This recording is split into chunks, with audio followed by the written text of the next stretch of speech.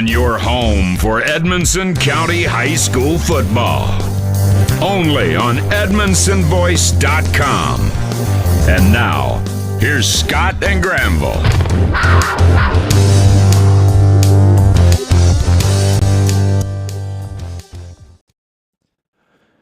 Good evening, Wildcat fans. I'm Scott Lindsay, and alongside me in the booth this week is Austin Meredith. You heard me correctly, Austin Meredith, for another live broadcast here on the home for Edmonson County Sports, Wildcats Live, presented by Alfred's Pharmacy. We're here at Edmonson County High School where the Wildcats will clash with the Muhlenberg County Mustangs. It's time for the Bank of Edmonson County countdown to kickoff. The Mustangs are coached by head coach Josh Staples. The Mustangs suffered a tough home loss last week against the McLean County Cougars. The Mustangs used 40 rushing plays to gain 218 yards on the ground while airing it out 22 times for 10 receptions, tallying 111 passing yards. The Mustangs hope to pick up a big road win here tonight in Brownsville. The Wildcats are coached by first-year head coach Justin Vessels, who picked up his first win as a head coach last week. The Wildcats looked much more settled last week with a big win in Metcalfe County 13-12. The Wildcats made some big plays on both sides of the ball, possibly none bigger than Will Saling's fourth quarter interception of a two-point conversion in the end zone to negate a two-point conversion that would have put the Metcalfe County Hornets ahead of Edmonson County. That allowed Edmonson County to go into victory formation and seal the first victory of the season. They look to ride that momentum and break the Mustangs and get another big win here tonight at home. Again, folks, with me tonight is Austin Meredith. Austin, welcome to the booth, buddy. Thanks, Scott. I'm happy to be here. Excited to watch some Wildcat football here in Brownsville. Absolutely, and Austin's going to bring a little bit of a different perspective. He's coached the Wildcats. He's played the Wildcats on the field with them, and we're going to be taking a look. Granville had to be out of town this week, so we appreciate Granville and everything that he brings to the table. But he'll be out and be back with us next week. But filling in this week's Austin Meredith is going to do a fantastic job. We're looking forward to it. And we'll get into a little bit of Wildcat football here in just a few minutes. Yeah. So we're going to take a quick break, and when we come back, we'll go over the starters, the keys to victory, and the injury report. You're listening to Edmonson County Wildcat football on Wildcats Live at EdmonsonVoice.com.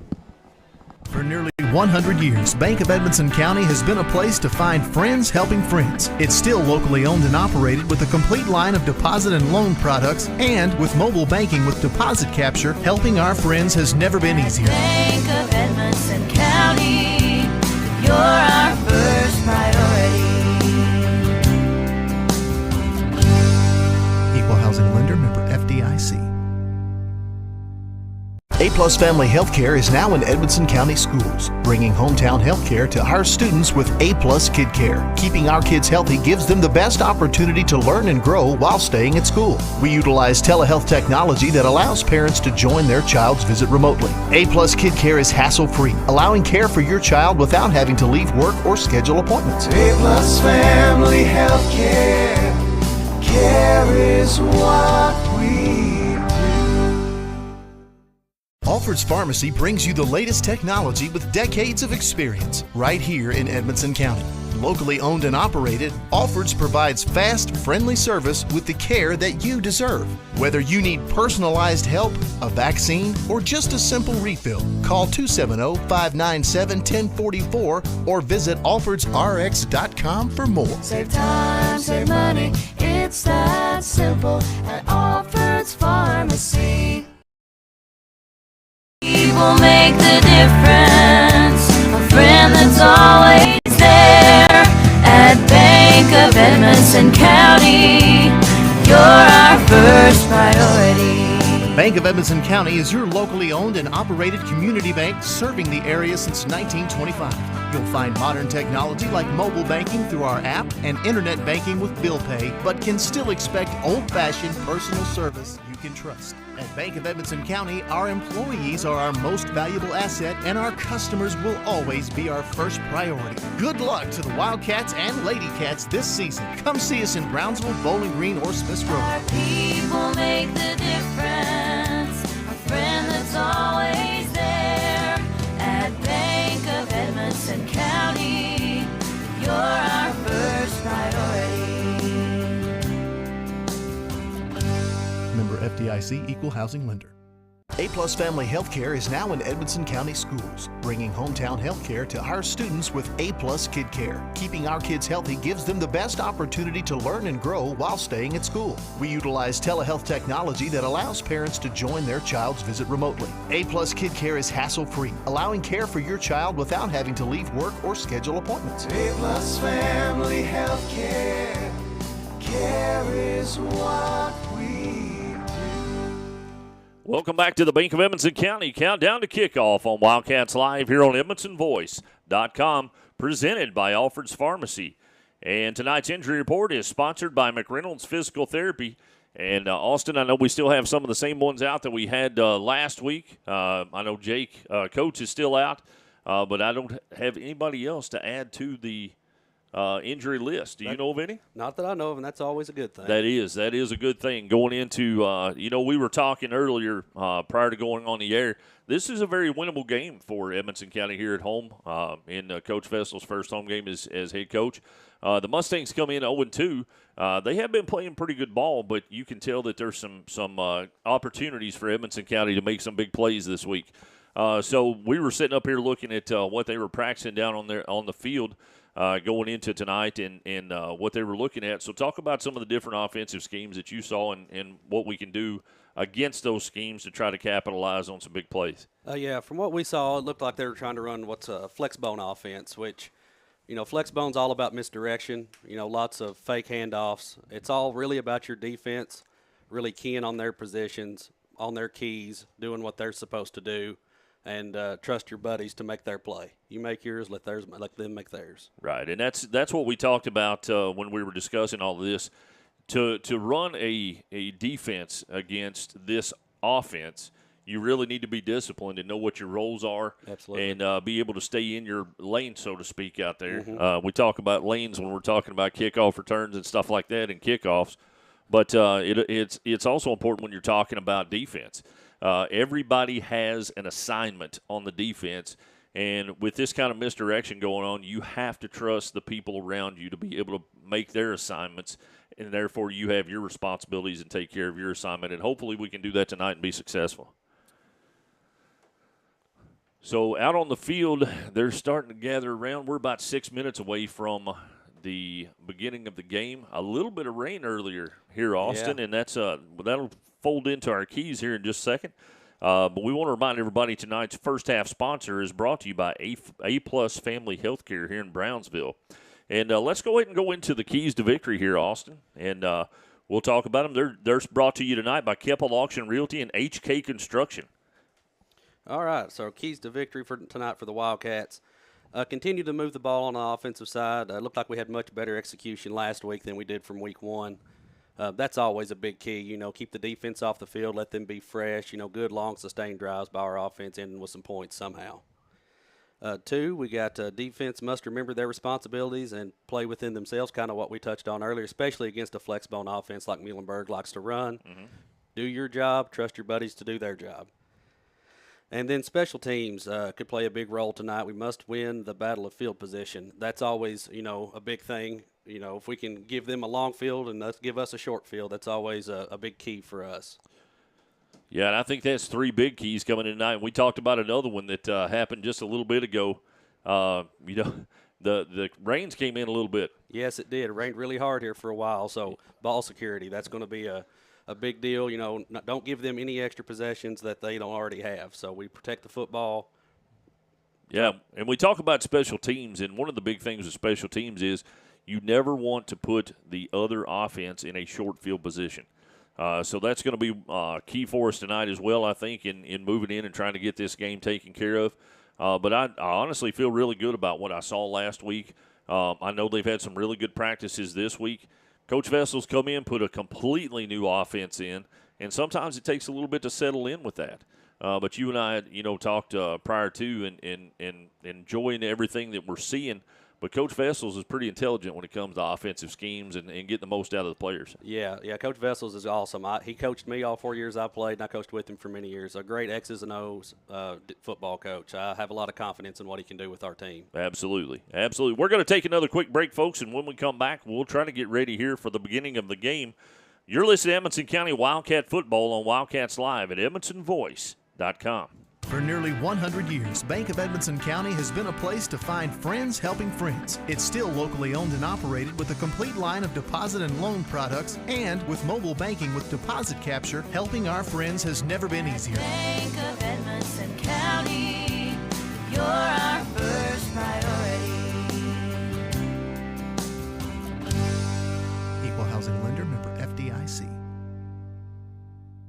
Tom Benson is your local Edmonson County Farm Bureau insurance agent.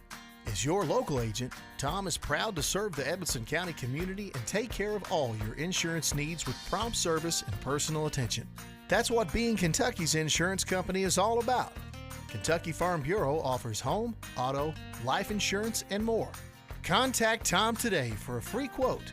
Call 270-597-2127.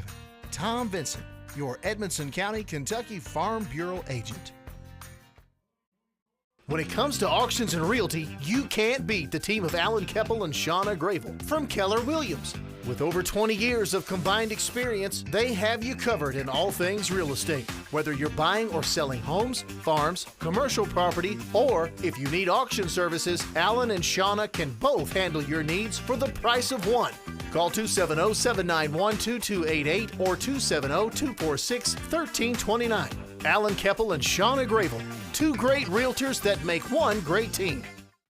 Welcome back to the Bank of Edmonson County Countdown to Kickoff on Wildcats Live here on EdmonsonVoice.com, presented by Alfred's Pharmacy. And Austin Meredith with me here tonight. Granville's out of town, so we're going to continue going. Tonight's starting lineups are brought to you by Josh Roney, State Farm Insurance. And, you know, we were looking at the starting lineups prior to going on the air, Austin. Muhlenberg County, Clay Wilkin is a sophomore quarterback for them. And the one thing that hopefully we can do, and don't get me wrong, I haven't seen any game footage on these, but I think I know what Coach Vessels is going to do. There's something about the word quarterback followed by the word sophomore. Yeah. That, you try to get in and you try to get them shook up early. That's right. Get some pressure on him, get him kind of rattled, hopefully, make him make a few mistakes. Hopefully force a few turnovers for us. Absolutely. And then some other key people, we've got number 1, Carson Murphy, number 3, Braden Baskerville, number 4, Hunter Donnell, and number 10, Caden Likens. That's some of their big numbers that came off of their stat sheets from last week. And, of course, with Edmonson County, Tristan Muse at quarterback. You've got Colton White, who's doing double duty as a running back and a defensive back and a kicker. And is there anything he hasn't done? No, I don't know. I watched him. He played quarterback for our JV team and had a big win here at home. I was here for that. He's a good player. Good, solid young man. Jake Coy is a senior tight end and defensive back as well, who came up with some good tackles last week. Blaine DeWeese is going to be running back, receiver DB, and again a very quick player. And we're fixing to get off here, guys. And I like it. They're already out on the field and ready to play. That's right. So let's just kick it off here. Tonight's kickoff is brought to you by Edmonson County PVA Kyle White. It looks like we're ready to go. Edmonson County won the toss, and they have chosen to defer to the second half. Tonight's first quarter action is brought to you by Tom Vincent, Kentucky Farm Bureau, here in the A-plus Family Healthcare first half. And all they're waiting on is getting this clock reset, and they're ready. I like it. I like what we're looking at out there right now. And there's the kick. It's going to be a pooch kick about the 25-yard line. It's fielded, going to be coming up the middle. Oh, and he got hit hard by a couple of Wildcats on that far side. Blaine DeWeese was in on that tackle. Great job of the Wildcats to shut them down. Again, one of the most important things with the special teams is field position, and we kept them on the backside of the 40, so that's always a good sign. That's right. Let's play our responsibilities here. Let's try to get them a 3 and out here to start the game. It's going to be 1st and 10 from the 37. Wilkins sets up under center. Single back in the backfield. Man come in motion. Handoff goes up the middle, and he should have went somewhere else. The entire Wildcat team was there, led by number 56, Ace Doherty. He didn't have anywhere to go there, Austin. No, he didn't. We played him really good right there. A little handoff to the fullback. We hit him right at the line, probably for a little slight loss. Yep.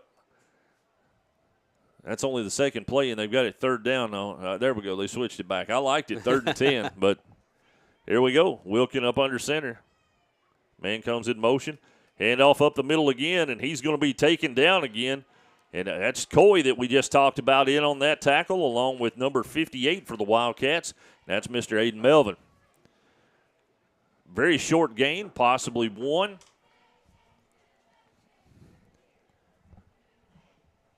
And it's going to be 3rd down and 9. 10:58 and counting left to go here in the first quarter. Again, tonight's first quarter action is brought to you by Tom Vincent, Kentucky Farm Bureau. And they're going to take it out on a sweep this time. They pitch it, and he's got the first down. Gain of about 10 on that play. And that was number 10, Caden Likens. Yeah, it looks like we gave up our outside contain there on that far side. We just got to remember that. Stop them next time. It shouldn't be a big deal the rest of the game. I tell you what, when I was coaching, especially the younger kids, the hardest thing in the world to do is keep a defensive end from crashing. Yeah, but especially with all the mixed direction this flex bone has. If you get watching the backfield, you'll fall for that stuff and sink inside. So I think we'll be all right. Vessels will get them lined out. Absolutely. So it's and a nice job of the Wildcats to get out there and take him out of bounds. That's Sailing on the out of bounds. I have a young man that I see that used to play defensive end for me, and he moved off for a little while, and there was a gain of 7 on that play, so it's going to be 2nd down and 3. And he said, Coach, I still hear in my sleep, stay outside! They see the ball and they want to go for it. That's right. And so it's hard to keep a defensive end, disciplined on the outside, but if they do, they can be a game changer. That's right. They can. 9:50 and counting left to go. Fumble. Oh, and he's going to be taken down from behind. That looked like Doherty getting in on that again. Let's see and make sure. Yep, Ace Doherty. Yep, maybe that sophomore quarterback's getting a little rattled already. I like the snap there. He's able to pick it back up, but we's on him pretty quick. I like it. That's going to be a loss on the play. It's going to bring up 3rd down and 6. Scott, I apologize if I get excited and start hollering. No. I'm having coaching flashbacks. I understand, buddy. I do too. One thing that we tell everybody up here, man, is first and foremost, we're homers. We're always going to take Edmonson County side. It doesn't matter what it is. And that's what we like about it. And we are passionate about what we do up here, and we have a passion for these kids. So, no, don't worry about that at all.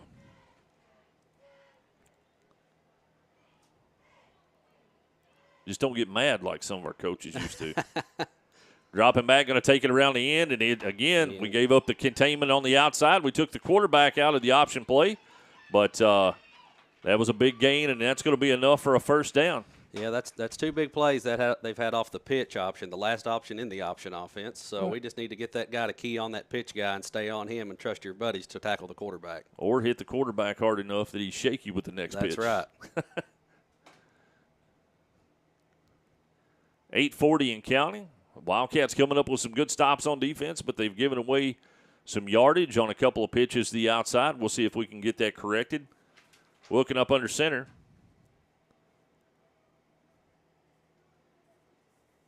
And here we go. Man comes in motion. Fake the handoff. He's going to keep it himself and follow the blocker up the middle. He's going to be taken down at about the 23-yard line is, I think, where they're going to play it. And that's going to be a gain of 9. Yep. 2nd down and 1. Yeah, that's a little midline option play is what that's called. Quarterback fakes the handoff, then follows that running back right up the middle. It's a tough play. Several people listening to us and watching us on Facebook as well as YouTube, so we appreciate that. Oh, Granville's actually checking in with us. Said go Austin, so we appreciate that, Granny. And here we go. Wilkin up under center. Man in motion. He's going to fake the handoff again and take it up the other side, and he should have handed it off. Mr. Kinzer came in with that one. Ace Doherty was there. It looked like they tried to hit us with the same play. They just gapped us on that last time, but we played it right that time. Yeah, it was a good play by our defensive line. Same play, opposite side. Yep. I like when you actually you're watching it that close and they stuff it at the line. That's it's right.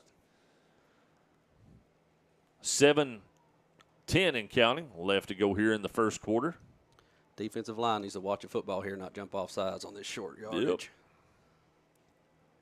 Wilkin up under center. Man goes in motion. There's a snap. There's a handoff. And, again, he's bottled up, and I don't know that he got it, Austin. I don't think he did. His forward momentum, to me, from where I'm looking, didn't look like he got enough.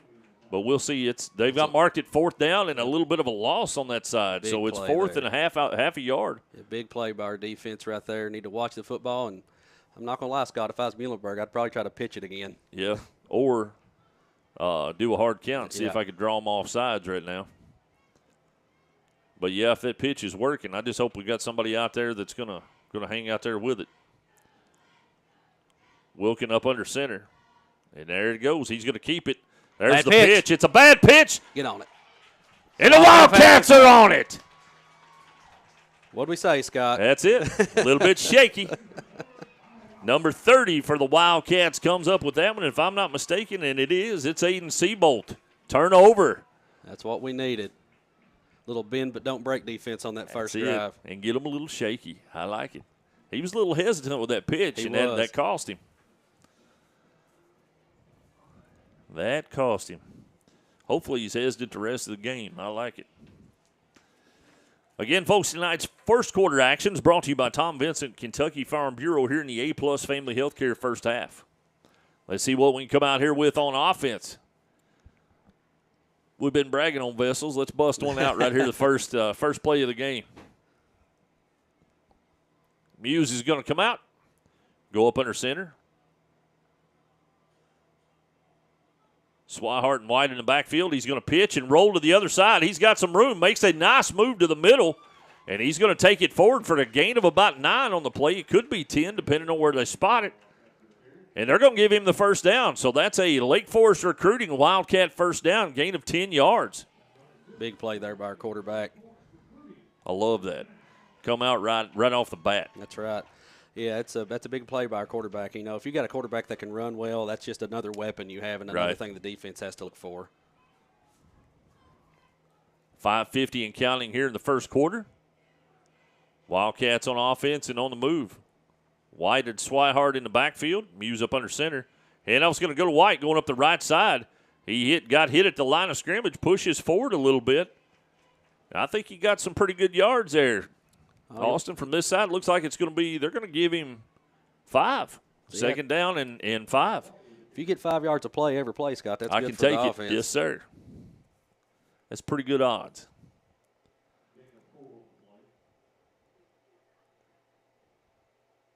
That's going to bring up second down. Officially, it's second down and 6, I think, but we keep our own stats. That's up right. here, We're going to give him 5. That's it. Muse sets up in the backfield this time with Swihart beside him. And he's going to hand the ball off, and Swihart bounced it, but I think he got back on it. Yeah, we had a little bobble on the handoff there, Scott. Good thing he was able to hang on to it. And still got a little bit of yardage. So it's going to bring up third down and 4.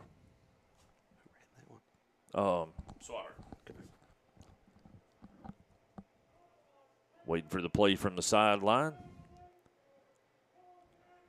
4:30 and counting left to go here in the first quarter. Need a big play right here. Muse up under center. White goes in motion.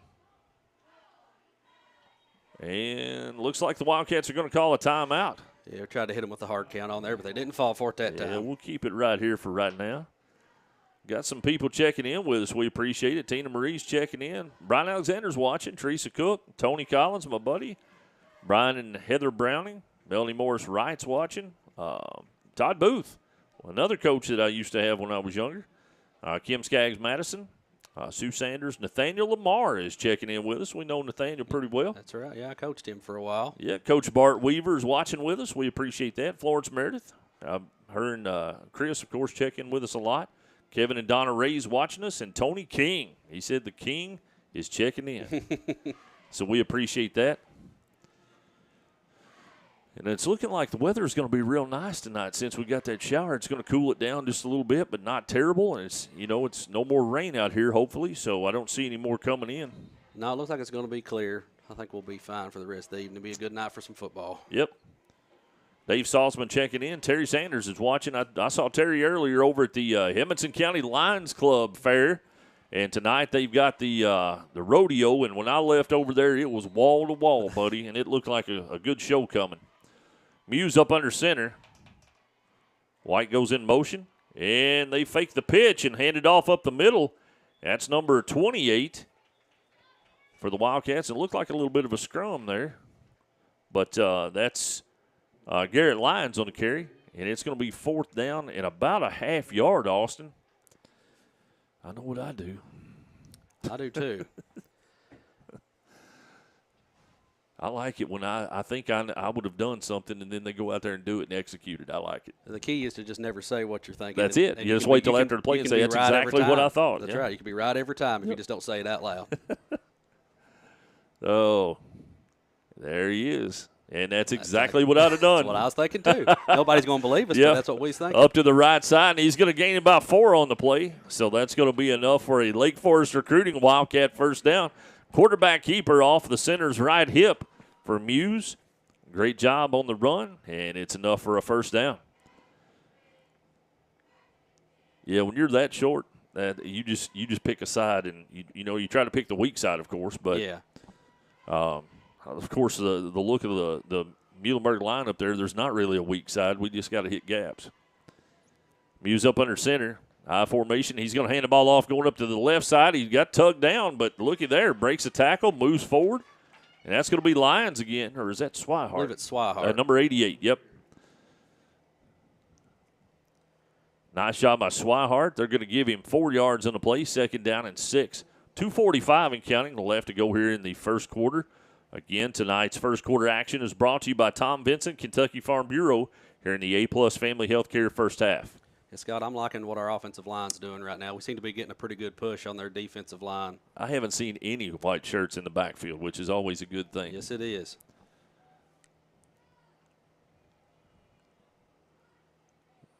I was wondering what they were doing. They're placing the ball. Muse up under center. High formation in the backfield. Muse going to take it back, hand off the ball. He's got a hole on this side. He's broken up the side, and it's going to be out of bounds. And that's Swihart again, going to be out of bounds at the 31-yard line. But they just got waylaid coming around that corner. We had 2 what you call pancake blocks on this side down here, Scott. Two of them fellers in the white jersey ended up on their back, and that's normally a good thing. Yeah, I love that. That's one of my favorite things. Speaking of pancakes, I went to the Lady Cat basketball pancake breakfast this morning, and whoever made the pancakes and sausage knew what they were doing. It's normally good every time I get to go there. Yep. Great job, and we appreciate them, and hopefully everything went well for them. They raised some money for those kids. 2 minutes and 7 seconds left to go here in the first quarter. And Blaine DeWeese goes in motion. They're going to pitch it to him, cuts it back, and he's got some room up the middle. Breaks it to the outside, and it looks like they're going to give him about 7 there, Austin. Big play there by Blaine. Blaine's the type of guy, you get him out in the open, he's hard to touch. Yep. Very quick. Very quick.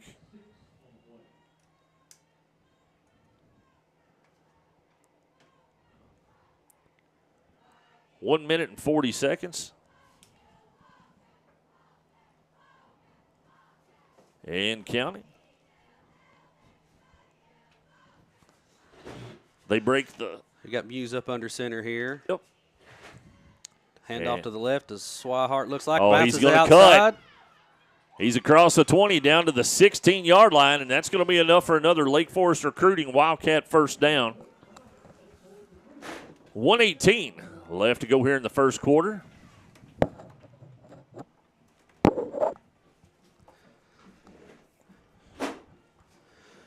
And let's see what they're looking out around on the field.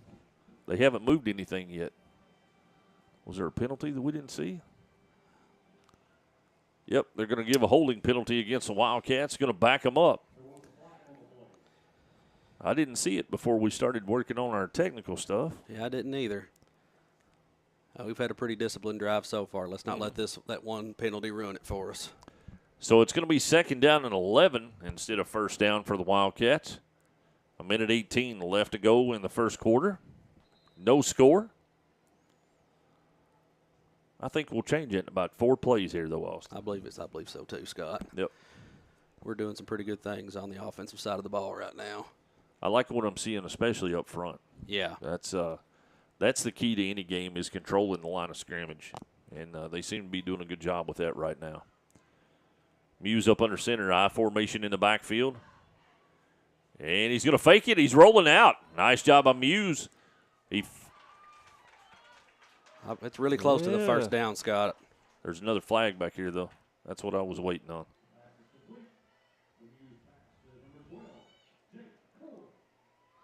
Coy with a reception. Let's see what the flag is. I believe it's going to be a hold on us again, Scott. It looks like it. They're backing up already. Man, that's two hard calls in a row. Yeah, it looked like the defensive end kind of jumped inside of our guy trying to block him there on the outside. And I didn't see him grab him, but he said it's ineligible. Ineligible. Okay. Well, we was both wrong. Yeah, that's what the flag was. I like that a lot better, actually, because that's not a 10-yard penalty.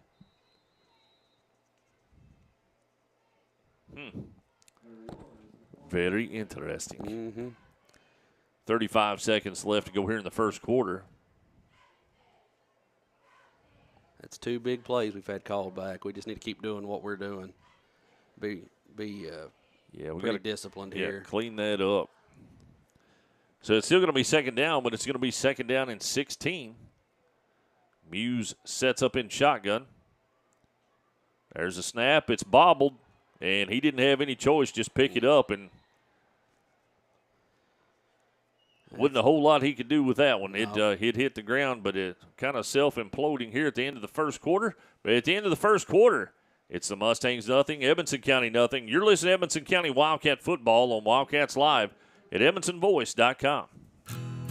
Grayville Funeral Home has been a friend to our community for over 50 years, offering the care and services that families need.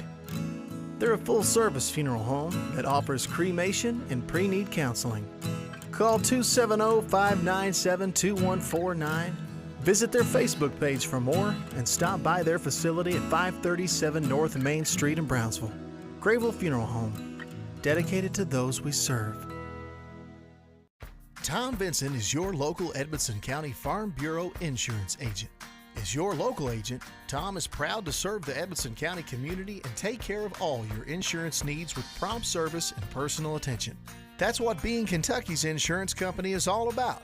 Kentucky Farm Bureau offers home, auto, life insurance, and more.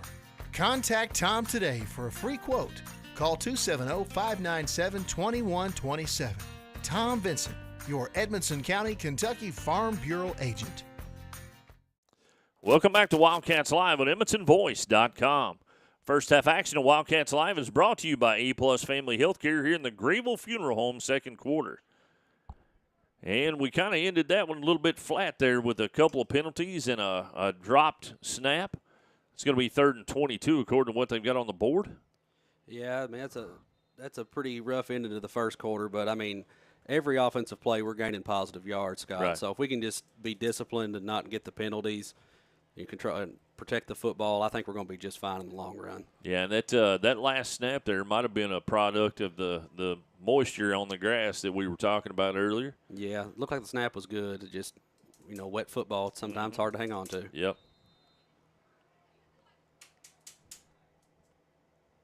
Muse going to be up under center. Man goes in motion. And there goes Blaine in motion as well. They're going to roll it back. He's got some pressure around back, and he gets hit before he can even let go of the ball. I think that one there, the way we used to run that is one of the guys that went in motion was supposed to chip that guy on the way by and then release. But he didn't get chipped. He got chipped and dipped there. Muse took a little bit of a hit there, but that's going to bring up 4th down and 22.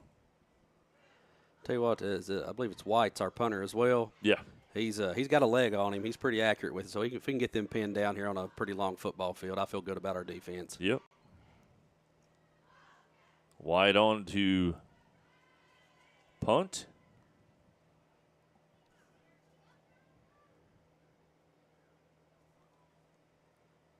There's a snap. Good snap. There's the ball. Good punt. It's going to be fielded at the 20. Takes a step, cuts it up the middle, and he should have took his own step. looking at that, that's Lyons that comes in there. Number 28 put a lick on him and put him down. He's going to be down at the 29-yard line. It was a good hit there by Lyons. I think that punt returner is going to think about that next time. Yeah, he got eight extra yards there, and I think Connor Self was in on that one as well. But he got 8 yards there, but I'm not sure I'd have wanted him. I tell everybody one of my favorite times we were playing Mayfield in the playoffs in my first year, announcing. And I'll finish up the story here in just a second. But we've got Wilkin bringing him back out. Set up under center. Man goes in motion. He's going to pitch it to the far side. Number 10 taking it around the oh, my goodness. He got straight up leveled. I think that was Sailing. It was with an open field tackle. But Caden Likens with the carry, and he didn't liken that one. I guarantee he it. That was a big hit there by Will to stop that big play. Looked like our outside backer on that side got pinned inside. He just got to keep forcing that outside, force him to the sideline. 11-14 and counting left to go here in the second quarter. And Wilkin brings him out. He's up under center. Man coming in motion. He's going to throw into the flats. It's covered well by the Wildcats. He slips around, gets enough for the first down, but a nice job by the Wildcats. Sailing was over there along with Garrett. And that's going to be enough for the Muhlenberg first down. When we were playing Mayfield, though, we were up here in Edmonson County was extremely good that year. That's the year we went undefeated. And they kicked off in the fourth quarter, and one of Mayfield's guys looked up and he saw Jacob Tobias coming down one side, Buttram coming down the middle, and Ryan Cowles coming down the other side. He just sat down. Yeah. And I told him, I said, that's the smartest move that kid's made all night. And there goes the handoff up the middle. Nice job of the Wildcats to cover it. Number 58 for the Wildcats was the lead tackler on that one. That's Aiden Melvin. Nice job by Melvin. Gain of about 4 on the play. Muhlenberg seems to be doing a lot more. They're changing up their offense a little bit. They're going outside more. And that first drive, they were trying to run it up the middle the whole time, and we stopped that pretty well. That's what a good team does, though. They make adjustments based on how you're playing them. So let's see if the Wildcats can dial in and get disciplined here and get a stop. Wilkin up under center. He's dropping back looking to pass. He's throwing it across the middle, and it's going to be incomplete off the fingertips. And looked like a pretty good pass to me there. Yeah, that was a good throw right there by the quarterback. Looked like I think it was Swihart back there at safety was able to get just enough of him to make him drop that football. Yep. 9:37, the clock stops with the incomplete pass. It's going to be 3rd down and 6 from the Muhlenberg 44. Again, we appreciate everybody checking in with us tonight, folks. Got a bunch of people. Daniel Woodcock. The Woodcocks are watching while waiting in line at the fair. Well, there's a big line when I left. Rigsby checking in with us. And here we go. Wilkin up under center. Man comes in motion. He's going to fake the handoff and take it himself, and he should have handed it off. That's Big Hunter Cancer coming in there along with a flock of other Wildcats coming through there. And that's just one of those where you just look at it and think, I probably should have handed that off. Yeah, that quarterback's going to think about that. That's a big old boy to get a hold of right there in the middle. He is. One of our classmates, Tracy Meredith Hayden, checking in with us. Terry Sanders, Dennis Knight, Bill Smith. We appreciate it. We'll try to call them out, but we're watching the game and trying to do that and keep everybody informed. So if we don't call you out, we apologize, but we'll try to shout out as many as possible. There's the snap. There's the punt. It's kind of a low-line drive. They're going to let it hit. Get out of the way, boys. And it's going to roll dead about the 30.5-yard line. They'll probably mark it at the 31. Good job our defense there. One of those bend but don't break possessions again, which we'll take that. Ken Raymer said that rain was headed our way, so if that's the case, my knee will start hurting here in just a few minutes. You'll let us know, won't you? We appreciate everybody checking in.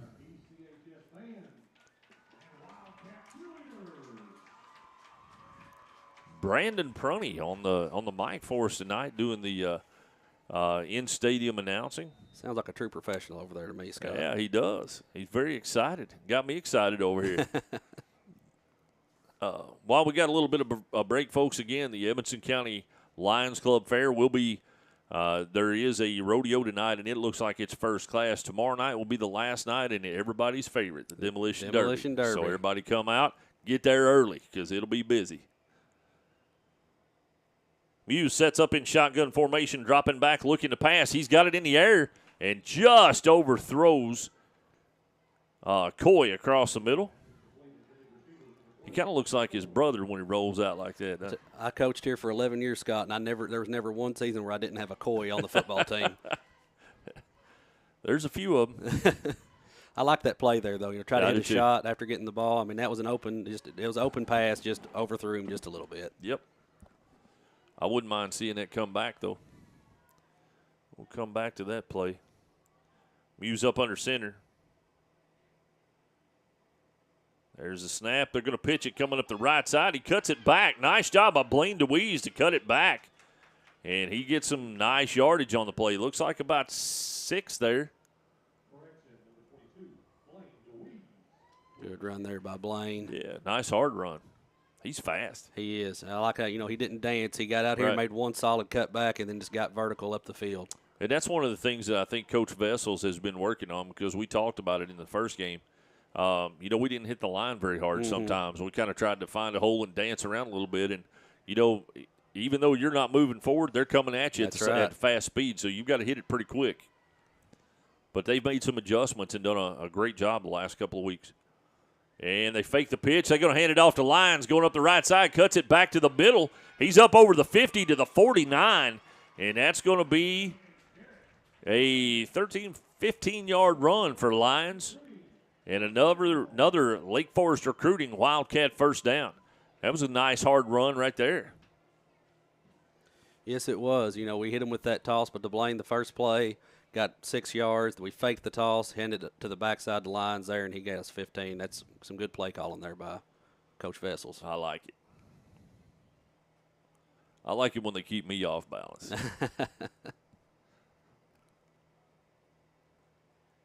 Up under center. There's a snap. They're going to hand the ball off, fakes the handoff, and pitch to this side. There's a little bit of a flare-up on that other side. I was trying to watch the pitch there, and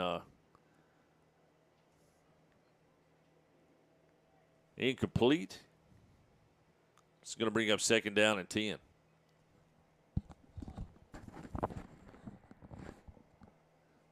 It stops the clock with 7:20 here in the second quarter. And again, tonight's second quarter action is brought to you by Greenville Funeral Home here in the A-Plus Family Healthcare first half. Second down and 10, Muse up under center. Switching some personnel, moving it around. I like it. Here comes the pitch to the right side. Oh, I thought he was going to pass it. And it's going to be a flag in the backfield. Yeah, that's usually not a good sign for us. No, we're trying to hit him with a trick play there. It looked like it was going to be a toss pass, but, I don't mind what our running back did there. He had a chance to throw it, but he wasn't comfortable with it, so he just put his head down, tried to get a few yards, but unfortunately we got a flag on. Either way, it was going to come back with a holding penalty, so it's going to back the Wildcats up 10 yards from the spot of the foul, so we'll see where they place the ball. 7:14 left to go here in the second quarter. No score here in Brownsville. Said it's pouring rain in the Lincoln area.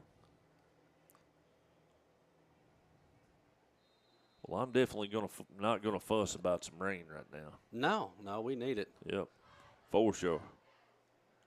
7 minutes and 5 seconds left to go here in the second quarter. Again, no score here in Brownsville. Second and 20 here for our Wildcats. Try to get some good positive yards here. Muse is shifting some folks around. DeWeese and Coy go to the right side. He's going to fake it and keep it himself, and he's got some room, and he's got a blocker out front.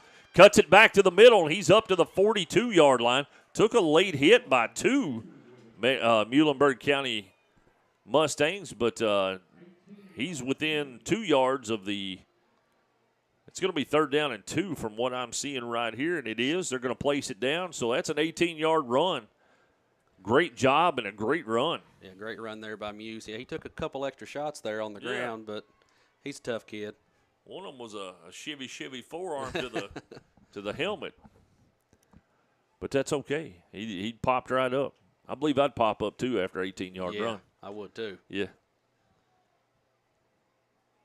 Muse up under center. And there's the handoff going up the right side. He's got the room. Pops it out. He's up over the 25 to the 20-yard line, and that's where they're going to mark him down. Nice job. That's Colton White with a big carry, 22 yards. Big run there by White. That's another Lake Forest recruiting Wildcat first down. 5:40 left to go here in the first half. Looked like you could have drove a Kenworth truck through that hole on this I believe side, I could have hit that hole, buddy. I'm not quite as big as a Kenworth truck, but I probably look like one running in Bulldog.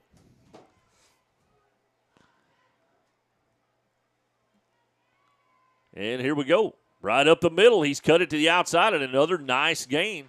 They're going to mark him down at the 13-yard line, so another 7 yards. I like it. Let's just keep this rolling. It looks like we got that defensive line on their heels right Yeah, they now. are.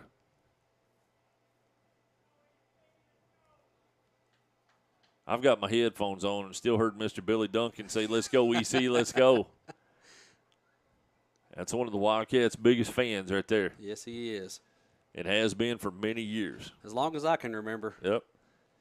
4:45 and counting left to go here in the first half. No score yet. I have a feeling we're going to get one right here, though. I'm feeling pretty good about it. Muse sets up. He's going to take it himself up the middle across the 10-yard line down to the 9. And they're going to give it to him, looks like, from what they're doing over there. It's going to be 1st and goal. Yep, that is. That's another Lake Forest recruiting Wildcat first down. So we've got a lineman down for We do, for Muhlenberg County. We'll keep it here for just a second to see. It don't look like it's a cramp. We're going to go ahead and take another quick break, and when we come back, we'll continue the rest of the second quarter. Again, with 4:20 left to go in the second, the Wildcats and the Mustangs knotted up at 0. You're listening to Edmonson County Wildcat football on Wildcats Live at EdmonsonVoice.com. Tom Vinson is your local Edmonson County Farm Bureau insurance agent. As your local agent, Tom is proud to serve the Edmonson County community and take care of all your insurance needs with prompt service and personal attention. That's what being Kentucky's insurance company is all about. Kentucky Farm Bureau offers home, auto, life insurance, and more. Contact Tom today for a free quote. Call 270-597-2127. Tom Vinson, your Edmonson County, Kentucky Farm Bureau agent. A-Plus Family Healthcare provides personalized primary, behavioral, and pediatric care, all right here in Edmonson County. From newborns to golden years, our team provides comprehensive care tailored for your individual needs. Visit us in Brownsville in the Main Street Center and call 270-975-4050 for an appointment today, and visit aplushealth.org. A-Plus Family Healthcare. Care is what we do. Welcome back to Wildcats Live on EdmonsonVoice.com. Tonight's second quarter actions brought to you by Greenville Funeral Home here in the A-Plus Family Healthcare first half. And number 73 for the Mustangs, Aaron Wellborn, actually goes off the field under his own power, so we're glad to see that. And hopefully he's okay. You never want to see anybody get hurt. It's going to be 1st and goal from the 9. Muse up under center. Dropping back, and he's going to hand the ball to Swihart going to the side. He cuts it back to the middle. And it's touchdown, Wildcats. 9-yard run by Swihart puts the Wildcats on the board. I'm really liking what our offensive line's doing right now, Scott. There's another one on that far side.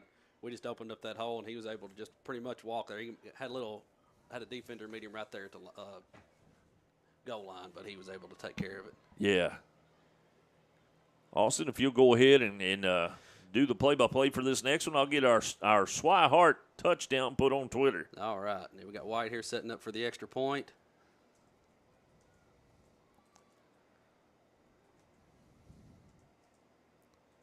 Good snap, good hold, good kick.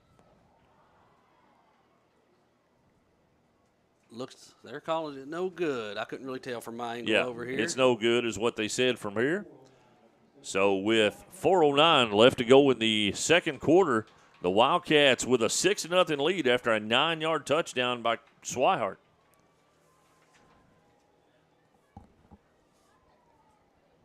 Oh, that Double D's over here. He's got the camera out there, and he said it bounced off of the upright and came back down. And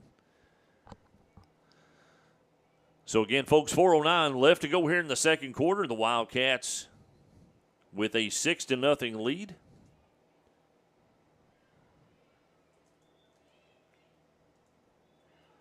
And again, folks, we appreciate everybody checking in with us. We're going to try to get as many shout-outs as we possibly can.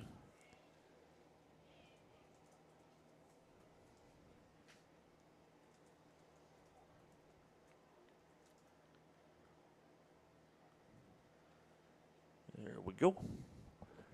And Mr. White's going to be on to kick off. Let's see who's deep back here for him. Number 20 and number 22. Got Kagan Conder and Easton Mefford. And we've got Mr. White kicking off.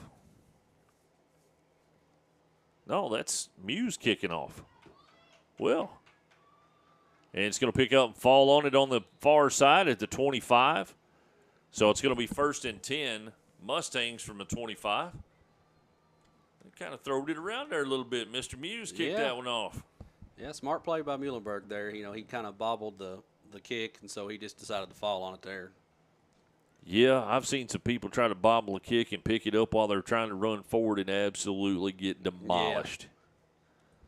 So that's a pretty smart play there. Of course, in high school and college, if you go down on the ground, you're done. Mm-hmm. That's the end of the play. Smart thing to cover it up and make sure that the Mustangs have a chance to come out offensively here. I just think our defense needs to just keep doing what they've been doing. Wilkin, and he still got the ball. He jacks and jubes in the background. He should have handed it off. Yeah, he should have. He had the two people that he faked it to come by untouched just about, and he got crumbled at the line. And another Muhlenberg County player, a little slow to get up there. Seems to be okay. I tell you one thing that I have been impressed with the games that we've had so far. I haven't seen anybody that was completely gassed in the fourth quarter. I can tell you right now, from playing for Coach Vessels and coaching with him, they're going to be in shape. Yep, and that'll take you a long way. It will. Wilkin up under center. And I believe we got a little false startage there. He called false start, and then he put offsides on us. I don't know which one it's going to be. Yeah, they're walking that way. No, he turned around. Oh, no. The head official pointed. Yeah. The one on the sideline pointed back toward Muhlenberg County, and the white hat pointed this way. Huh. I guess he gets to make the final decision. I guess he does. And they don't care what I think up here. I guarantee it. I told you I'm going to be for Edmonson County every time. Every time. 3:15 and counting left to go here in the second quarter. Wilkin up under center. And he's trying to air it out. Pick it off. And a nice job. Man, what defense back there. I think it was Swihart. It is. Carter Swihart with a nice job on coverage. And 58 for us. It had a big hit on the quarterback as soon as he released. That's Melvin. Eden Melvin. I like that. I do too. Shaky. Here comes Mr. Kinzer back in the game. Melvin coming to the sideline after a big hit, being congratulated on the sideline as well. That's when you know you've done good, when they take you out of the game and they're congratulating you before you ever get to the sideline. And there's the ball He tried to take it up the middle, and again, he needs to hand that off somewhere else because there was a gaggle of Wildcats there. Hunter Kinzer was in on that. Colton White was in on that. Number 54 for the Wildcats was in on that. That is Mickey Johnson. Little Mick come in there right there. Little Mick ain't much of a little Mick. No, he's not. He sure ain't. 4th down and 2 after the nice stop. It looks more like 1, but it's 2 on the board. Let's just don't get a hard count or anything right here. Clock continues. They're walking off to the – they going to call the timeout? I ain't never seen anybody just leave the field without a timeout. I don't know what's going on. Clock's still running.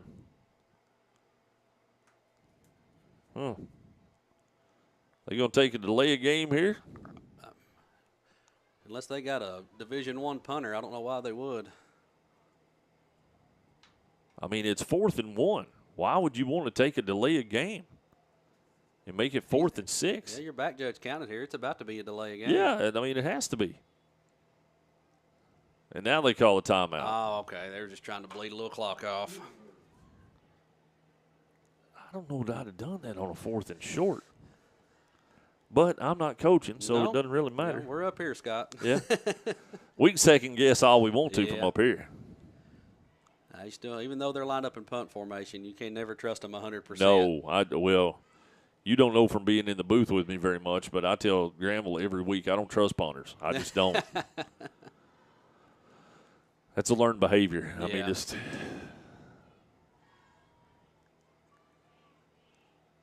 that's crazy though. He called them over to the sideline and then put them back out on the field and called the timeout. Now they're all just standing around waiting for the referee to blow the whistle. Yeah. And there it is. And here we go. There's a snap, and there's a flag. Not exactly sure what's it's on. That's going to be on them. We're clapping, so that's a good sign. Yep. It's going to back them up. Well, isn't this an interesting turn of events? I think it's going to be a snap infraction. Yeah. Yep, that's what it looks like. So that's going to back them up 5 yards. It's going to be 4th down and 7. Oh, no. They went more than 5. Wow. I like their 5 against them. Yeah, I like that. Just don't do it against us. Right. We'll show you how to count. There's the snap. There's the punt, and it is a good punt. Get out of the way and just let it hit. Yeah, there you go. Get away from it. 1:43 left to go here in the second quarter. Every time I see that with the ball in the air, and poison. Yeah, poison. Get away from it. I learned that playing for Coach Pierce and Coach Vessels. Poison means just run to the nearest sideline you're to. As quick as you can. As quick as you can and get away from it. Yeah, I have seen linemen trying to block and actually get blocked into the path of the ball. Bonk off their helmet and everything else. Wildcats are going to take over with good field position, though. They're going to mark it at their own 48-yard line. 1:43 left to go, and the Wildcats have all of their timeouts. But one? No, we got 2. Yeah, we have 2 timeouts. Yep. Muse sets up in shotgun formation. Receivers out to each side. He's going to hand the ball off to Lyons going up the middle. He's going to take it across the 50 to the 49.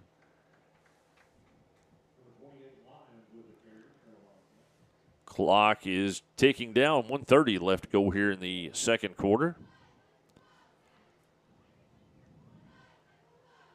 I'd like to see us try to hit one down the field here. Deep, yep.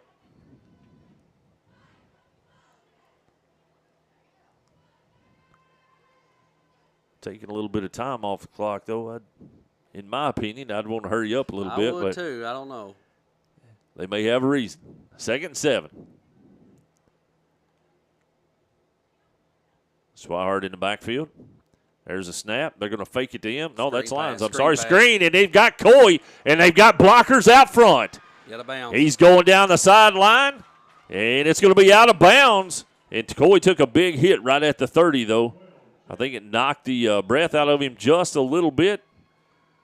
He rolled his helmet off. He took a good little shot there, but a nice 18-yard pitch and catch there from Muse to Coy.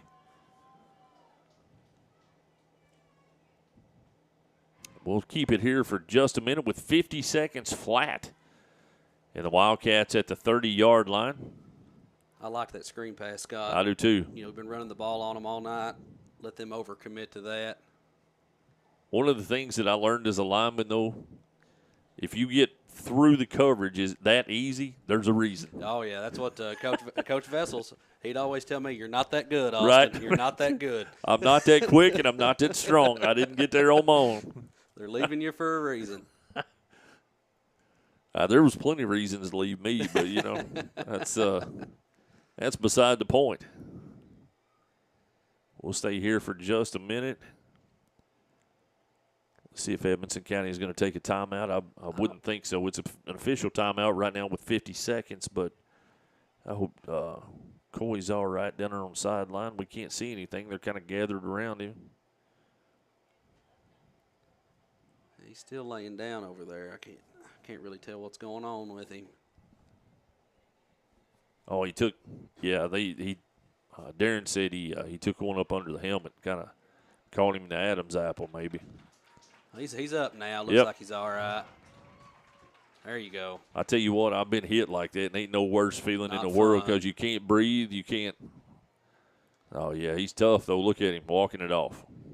Yeah.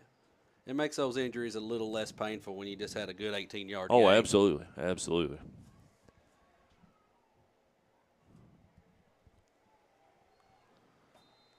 $50 seconds and counting left to go here in the first half. Muse sets up in shotgun. Receivers out to each side. Man comes in motion, and they're going to hand it off to him. He's going to break it around the corner, cut it back. He's down to the 20-yard line. Good run there by White. Yep, that's another 10 yards, and that's another Lake Forest recruiting Wildcat first down. 42.6 seconds left. They stop the clock as they move the chains. Wildcats already in position. Might be trying to spike it here. Yep, that's exactly what happened, and it's going to stop the clock with 37.8. It's going to bring up second down and 10 from the 20, well, probably about the 21 by the time they're going to put it back on the 20. Right on the 20. I like it. I don't know how you take a step back and spike the ball, and it's the original line of scrimmage, but I like it.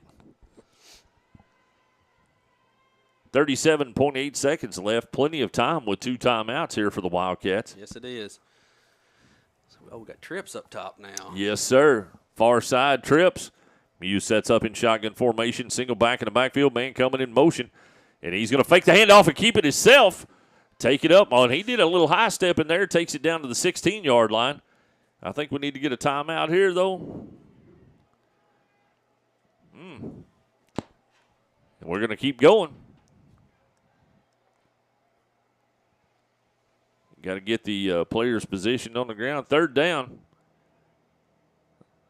Man, that's a false start. That's going to stop the clock and back us up 5 yards. We were completely confused on that.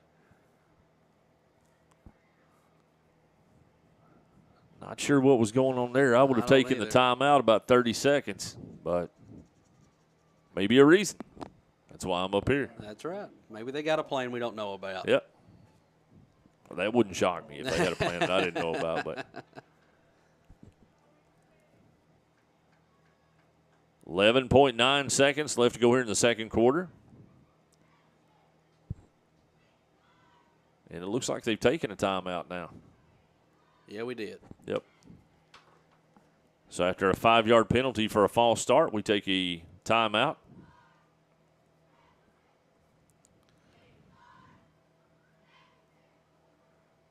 Shout out to our cheerleaders. They've been out here braving it. It's a little bit cool out there for them, I think, and which it don't get too cold for me. Me neither. I'm very looking hot-natured. forward to it. Yeah. I'm looking forward to it. Yeah, fall and winter's two of my favorite people. I like it. Yeah, me too. Yeah, Scott, if I was Coach Vessels here, I'd either try to get maybe White or DeWeese on some kind of toss play or maybe try to hit them down the field one more time. And we've had 2 open downfield passes. We've just overthrew them just by a little bit. Muse sets up under center. Man comes in motion, dropping back, fake the pitch. He's looking to throw, and he threw it right behind him. Going to be incomplete with 7.4.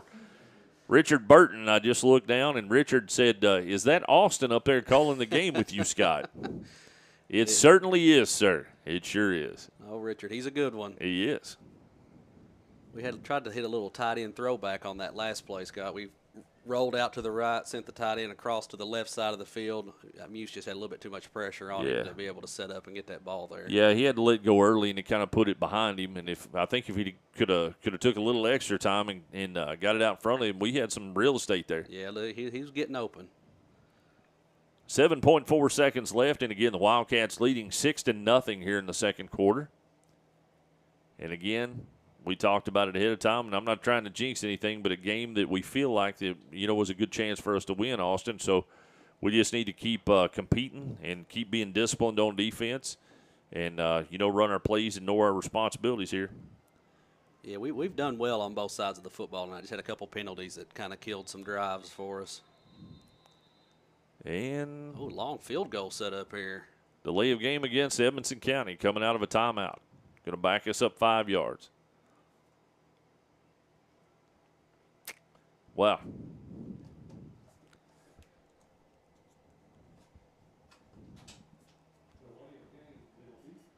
That's tough, especially when you got some momentum and you got very few seconds left, and then you take a 5-yard delay of game coming out of a timeout. Yeah, we're setting up to try to kick a field goal here, Scott. That's going to be what? It's at the 23, so it'll be a 33-yard field goal. Yeah, I think we changed our mind. There we go. We still got one timeout left, so a quick hit, possibly a timeout. And there's White going up the middle, call timeout, get it stopped. 2.3. And it's going to be 4th down from the 25-yard line. Yeah, we might have been trying to get that 5 yards from the delay game back to set up another field goal attempt here. Could have. Oh, it was 4th down. Oh. I thought it just turned to 4th down because I couldn't see it over there. I did too. With all the penalties and everything, it had us all confused, didn't it? I'd say Muhlenberg County just take a knee right here and go into halftime with 2.3 left and the Wildcats leading 6-0. We're in completely prevent defense. We've got 4 guys up front and everybody else is hanging back. And he takes a knee, and that's going to take us to halftime. At the half, the Edmonson County Wildcats lead the Muhlenberg Mustangs by a score of 6-0. You're listening to Edmonson County Wildcat football on Wildcats Live at EdmonsonVoice.com. It's time for the SCRTC Halftime Show on Wildcats Live. I just did it, but I waited way too long. You left cable TV behind and started saving with MyStream TV from SCRTC. Already have TV with SCRTC and you still have cable boxes and wires everywhere? Talk to SCRTC about MyStream TV and compare it to your current service. The best thing about MyStream TV, you'll save money and get up to 1 gig symmetrical internet. Visit scrtc.com and click on the MyStream TV logo at the top to start saving on cable today. For over 60 years, Grayville Funeral Home has been a friend to our community, offering the services and care that you need. They're a full-service funeral home, offering cremation and pre-need counseling. Call 270-597-2149. Visit their Facebook page for more. Stop by their facility at 537 North Main Street in Brownsville. Grayville Funeral Home, dedicated to those we serve. Reliable internet and great customer service, 2 things you'd like to have? I'm talking local service and quick response when my internet is out, which never happens, by the way. That's exactly the type of customer service you get from an awesome internet provider like SCRTC. Not only do they provide gig speed and superior Wi-Fi solutions, SCRTC backs it up with phenomenal customer service. That is true value in an internet provider. Go to scrtc.com and get yours with an unmatched service guarantee.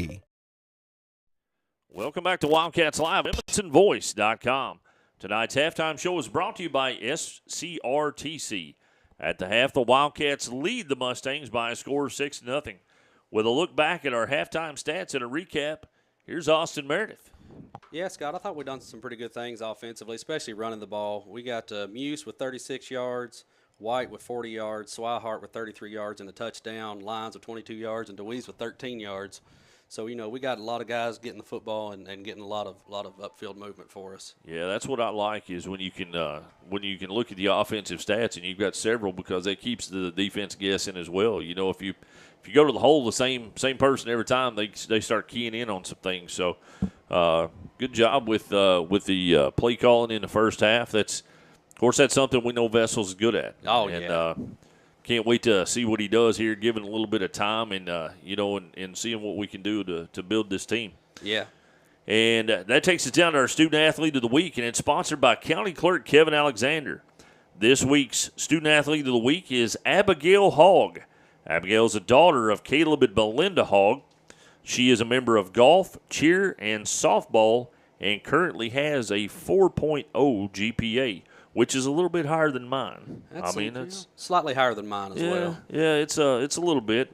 But she will be playing Monday in the Class 2A state golf tournament. So that's awesome. Congratulations to Abigail. She is the Wildcats Live Student Athlete of the Week, and hopefully she'll go up there Monday and make a good showing and play some good rounds and come back and tell us about it next week. So we look forward to that. But we're going to take another quick break. And when we come back, we'll continue the halftime show and talk about second half adjustments. You're listening to Edmonson County Wildcat Football on Wildcats Live at EdmonsonVoice.com. It's time for the SCRTC Halftime Show on Wildcats Live. I just did it, but I waited way too long. Trust me, it's about time you left cable TV behind and started saving with MyStream TV from SCRTC. Already have TV with SCRTC and you still have cable boxes and wires everywhere? Talk to SCRTC about MyStream TV and compare it to your current service. The best thing about MyStream TV, you'll save money and get up to 1 gig symmetrical internet. Visit scrtc.com and click on the MyStream TV logo at the top to start saving on cable today. Save time, save money, it's that simple, simple as it can be. Save time, save money, it's that simple at Alfred's Pharmacy. Have you got your flu shot? You can get it here at Alfred's Pharmacy, and no appointment is necessary. It's quick, easy, and virtually painless. Most insurance will cover with zero copay. That's right, zero copay. Save time, save money. It really is that simple at Alfred's Pharmacy, located in the Main Street Center in Brownsville. Get your flu shot today. Alfred's Pharmacy, located in the Main Street Center. Save time, save money, it's that simple, simple as it can be. Save time, save money, it's that simple at Alfred's Pharmacy. When it comes to auctions and realty, you can't beat the team of Alan Keppel and Shauna Gravel from Keller Williams. With over 20 years of combined experience, they have you covered in all things real estate. Whether you're buying or selling homes, farms, commercial property, or if you need auction services, Alan and Shauna can both handle your needs for the price of one. Call 270-791-2288 or 270-246-1329. Alan Keppel and Shauna Gravel, two great realtors that make one great team. Thanks for making Edmondson Voice your #1 source for local news and information in Edmonson County. Now celebrating 10 years. The Edmondson Voice is now reaching thousands every week through EdmondsonVoice.com, our pre-mobile app, and all our social media channels, including Facebook, YouTube, Instagram, X, and now TikTok. After 10 years, we're still Edmonson County's #1 source for local news and information. EdmondsonVoice.com. Tom Vinson is your local Edmonson County Farm Bureau insurance agent. As your local agent, Tom is proud to serve the Edmonson County community and take care of all your insurance needs with prompt service and personal attention. That's what being Kentucky's insurance company is all about. Kentucky Farm Bureau offers home, auto, life insurance, and more. Contact Tom today for a free quote. Call 270-597-2127. Tom Vinson, your Edmonson County, Kentucky Farm Bureau agent. It's not something we like to talk about. It makes lots of folks uncomfortable. But the truth is, it's part of life. Folks have many needs when they lose a loved one, and one of those is a friend. Roy Grable and the staff at Grable Funeral Home have been friends of this community for a long time. Let Grable Funeral Home be a friend to you with pre-need counseling or other services. No one likes to talk about it, but at Grable Funeral Home, you can talk it over with a friend. A-Plus Family Healthcare provides personalized primary, behavioral, and pediatric care, all right here in Edmonson County. From newborns to golden years, our team provides comprehensive care tailored for your individual needs. Visit us in Brownsville in the Main Street Center and call 270-975-4050 for an appointment today, and visit aplushealth.org. A-Plus Family Healthcare. Care is what we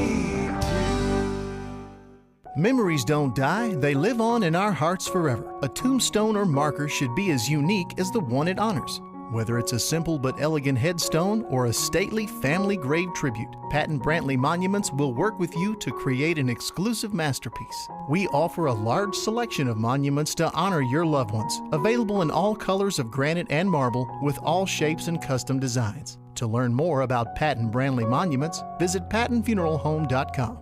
Reliable internet and great customer service? Two things you'd like to have? I'm talking local service and quick response when my internet is out, which never happens, by the way. That's exactly the type of customer service you get from an awesome internet provider like SCRTC. Not only do they provide gig speed and superior Wi-Fi solutions, SCRTC backs it up with phenomenal customer service. That is true value in an internet provider. Go to scrtc.com and get yours with an unmatched service guarantee. Welcome back to SCRTC Halftime Show.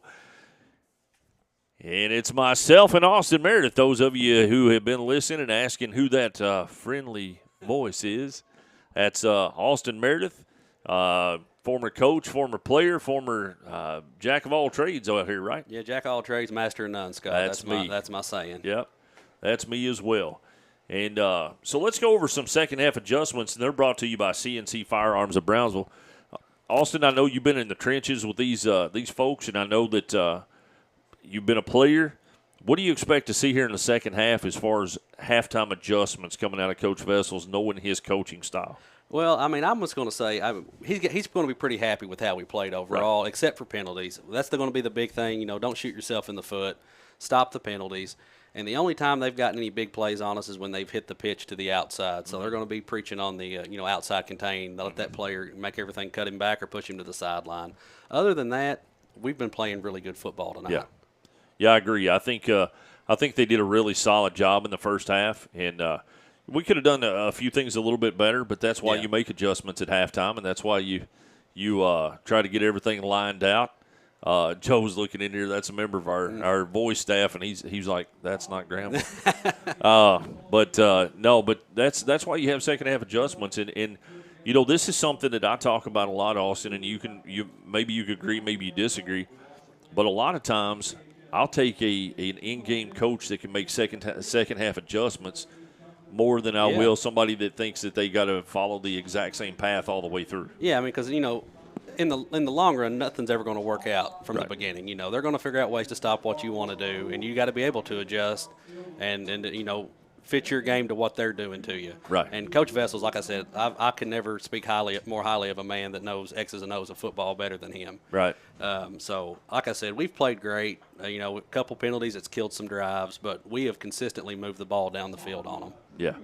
I don't think we've been manhandled from their defense. That's that's the thing you want to look at when you start critiquing these games and we talk about the trenches. That's where the games are won, is in the trenches. If you can control the line of scrimmage, your offensive line, if they can control the defensive line, you're going to be successful. Absolutely. If your defensive line can keep the offensive line from being successful, you're going to be successful. Yep. And that's just the way it is. And you give me a team that's got a solid line, you get a chance. You've got a chance to win. Yeah, you do. And our offensive line's played great. I mean, I can't remember many plays for a loss that we've had. No. We're getting positive yardage on almost every play. So we just need to keep doing what we're doing. And about every run we have, there's at least one or two, Muhlenberg County players on their back, and that's always a good thing. Yeah, that's always something we try to look behind the play. Of course, I have to, since I'm doing play-by-play, I have to watch and make sure the ball and all that and try to stay up on top of that. But I like the play behind the play when you Yeah. see the kids getting up from, a good pancake or, something like that they've made good blocks in the Yeah. backfield. So, and our kids seem to be one of the things that I appreciate too, and you can tell. And of course, I'm not talking about any coaching staff prior to this. I'm just talking about Coach Vessels because he's the current. But these kids are bought in, Yes, they are. and you can tell. Yes, I went out there before pregame started, and I talked to Coach Vessels, and the kids coming out there and talk to them. You can tell they're all about it. Right. They're bought in. So that goes a long way. Right. When your team believes in you and you believe in your team. And like I said, I've got a lot of confidence in what this team can do this year and in years to come. And I like the fact that Coach not only coaches, but he explains. Yes. This is why we do that. This is why we do that. And that, to me, don't get me wrong. I grew up in a time where you did what the coach told you to regardless. That's right. You didn't question it. You just did it. That's right. But it helps sometimes when you get that explanation of, hey, Scott, this helps you develop as a player because, hey, Scott, this is why we do that. Yeah. And then the next time, if you see that, you'll be able to make that adjustment on your own. Yeah. Yep. And that's what, me being coached by coaches like Kyle Pierce and Justin Vessels, that's what led me to want to coach. Right. Because of the impact they had on me. And like I said, I could never speak more highly of Coach Pierce and Coach Vessels, the guys that was on that staff that I played under and that I coached with for many years. Right. Well, good deal. We're going to take another quick break. We're just a few minutes away from getting this thing started back up. But you're listening to Edmonson County Wildcat Football on Wildcats Live at EdmonsonVoice.com. It's time for the SCRTC Halftime Show on Wildcats Live. I just did it, but I waited way too long. Trust me, it's about time you left cable TV behind and started saving with MyStream TV from SCRTC. Already have TV with SCRTC and you still have cable boxes and wires everywhere? Talk to SCRTC about MyStream TV and compare it to your current service. The best thing about MyStream TV, you'll save money and get up to 1 gig symmetrical internet. Visit scrtc.com and click on the MyStream TV logo at the top to start saving on cable today. Save time, save money, it's that simple, simple as it can be. Save time, save money, it's that simple at Alfred's Pharmacy. Have you got your flu shot? You can get it here at Alfred's Pharmacy, and no appointment is necessary. It's quick, easy, and virtually painless. Most insurance will cover with zero copay. That's right, zero copay. Save time, save money. It really is that simple at Alfred's Pharmacy, located in the Main Street Center in Brownsville. Get your flu shot today. Alfred's Pharmacy, located in the Main Street Center. Save time, save money, it's that simple, simple as it can be. Save time, save money, it's that simple at Alfred's Pharmacy. When it comes to auctions and realty, you can't beat the team of Alan Keppel and Shauna Gravel from Keller Williams.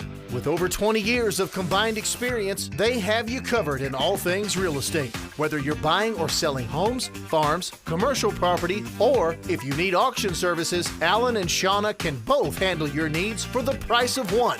Call 270-791-2288 or 270-246-1329. Alan Keppel and Shauna Gravel, two great realtors that make one great team. Thanks for making Edmondson Voice your #1 source for local news and information in Edmonson County. Now celebrating 10 years. The Edmondson Voice is now reaching thousands every week through EdmondsonVoice.com, our pre-mobile app, and all our social media channels, including Facebook, YouTube, Instagram, X, and now TikTok. After 10 years, we're still Edmonson County's #1 source for local news and information. EdmondsonVoice.com. Tom Vinson is your local Edmonson County Farm Bureau insurance agent. As your local agent, Tom is proud to serve the Edmonson County community and take care of all your insurance needs with prompt service and personal attention. That's what being Kentucky's insurance company is all about. Kentucky Farm Bureau offers home, auto, life insurance, and more. Contact Tom today for a free quote.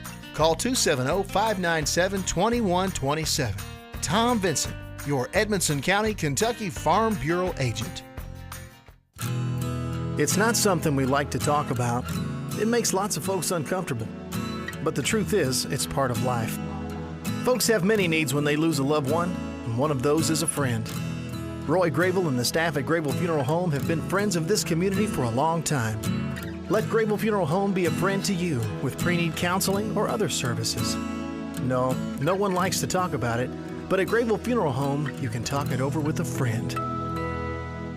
A-Plus Family Healthcare provides personalized primary, behavioral, and pediatric care, all right here in Edmonson County. From newborns to golden years, our team provides comprehensive care tailored for your individual needs. Visit us in Brownsville in the Main Street Center and call 270-975-4050 for an appointment today, and visit aplushealth.org. A-Plus Family Healthcare. Care is what we Welcome back to the Edmonson Voice at the SCRTC halftime show. We're about 20 seconds away from getting the third quarter started. And the third quarter, Edmonson County deferred to the second half, so they'll get the ball first here in the second half, Austin. And it looks like we're all set.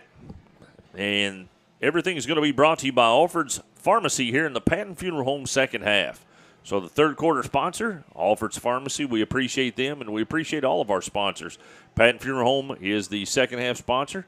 We appreciate them as well, along with Kentucky Farm Bureau, Grable Funeral Home, and all of our sponsors that help us do what we do to help promote these kids on the air every Friday night. Yeah, very thankful for them, Scott. This is, the broadcast that the Voice and all them sponsors brings is just a whole other realm of people's able to watch some Wildcat football, Wildcat sports in general.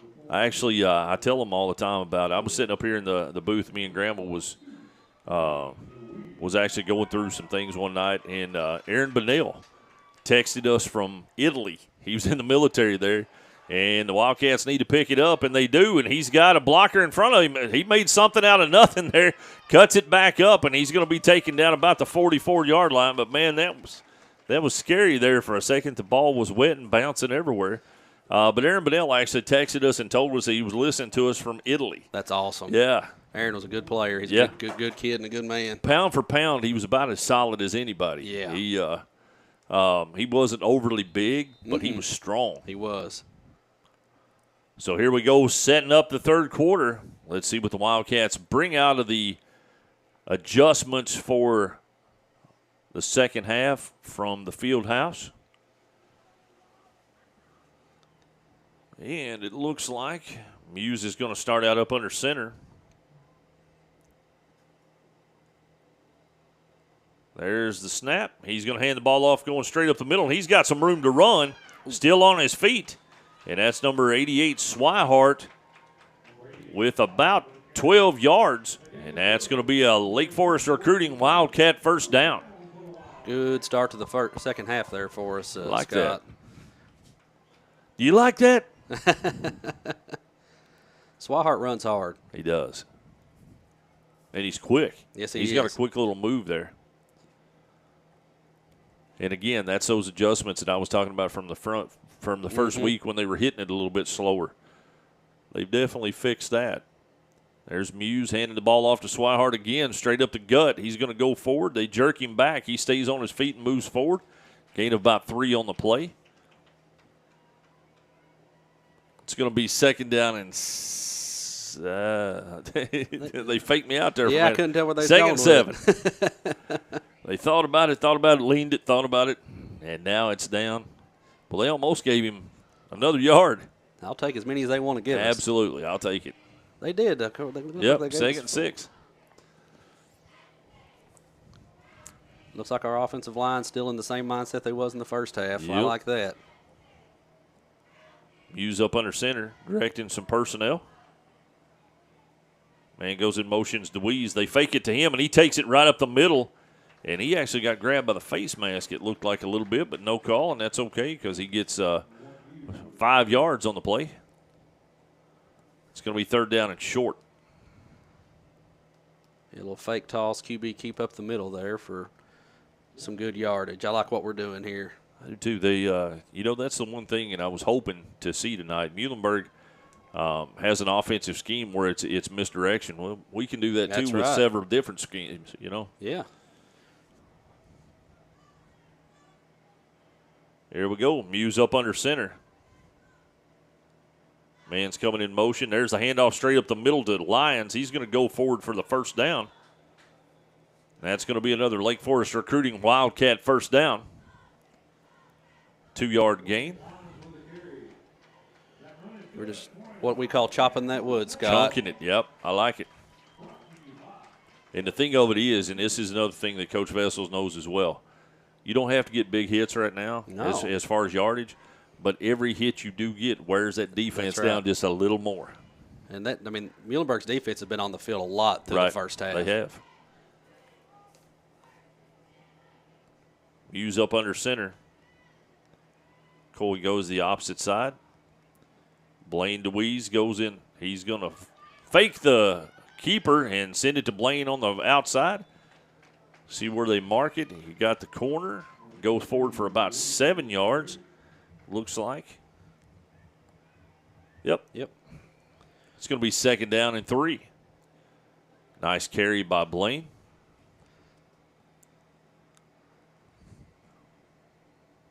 $8:55 left to go here in the third quarter.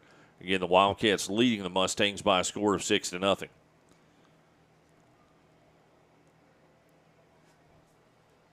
Muse up under center. I formation in the backfield. Handoff goes to Swihart in the back. He makes a move, cuts it to the outside, and he's going to go forward for another Lake Forest recruiting Wildcat first down. That's going to be a gain of 5 on the play. I like what I'm seeing. I do too. Just dissect it. That's what I was about to say. Yeah. I mean, Swihart's he's been kind of our bell cow through this game. He's had a lot of carries for some good positive yardage. We haven't had very many carries at all for negative yardage, have we? Not that I've seen, no. Yeah. I think we had that one, but there was a penalty. Yeah. So that negated it. Muse up under center. And there goes the handoff to Swihart, cutting it out the middle again, cutting it back. Forward again for another 7 yards, Austin. He's wheeling and dealing in there. Yes, he is. If it ain't broke, I can't even remember the saying, Scott. Yeah, if it ain't broke, don't fix it. That's what I'm trying to say. I tell you, of course I was coaching, I wasn't near at the level that you all were, but coaching youth league, 5th, 6th grade and stuff like that, we would run the same play till you stopped it. Yeah. And then, Tucker Cole was our quarterback then, turned out to be a great quarterback in high school. But he'd come over to the sideline and he'd say, Coach, they stopped it a little bit that time. You want to bounce it outside this time? Yes, sir. Run whatever you want to. Bang. There they went. Muse up under center. And there's a handoff to Swihart again. He's coming to the right. He's got a hit of steam. Touchdown. He's up and over. And it's touchdown Wildcats. Carter Swihart with a 12-yard touchdown run.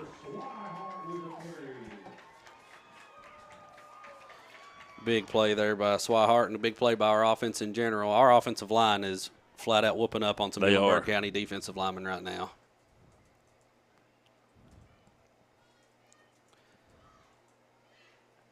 All right, we got White set up here for the extra point.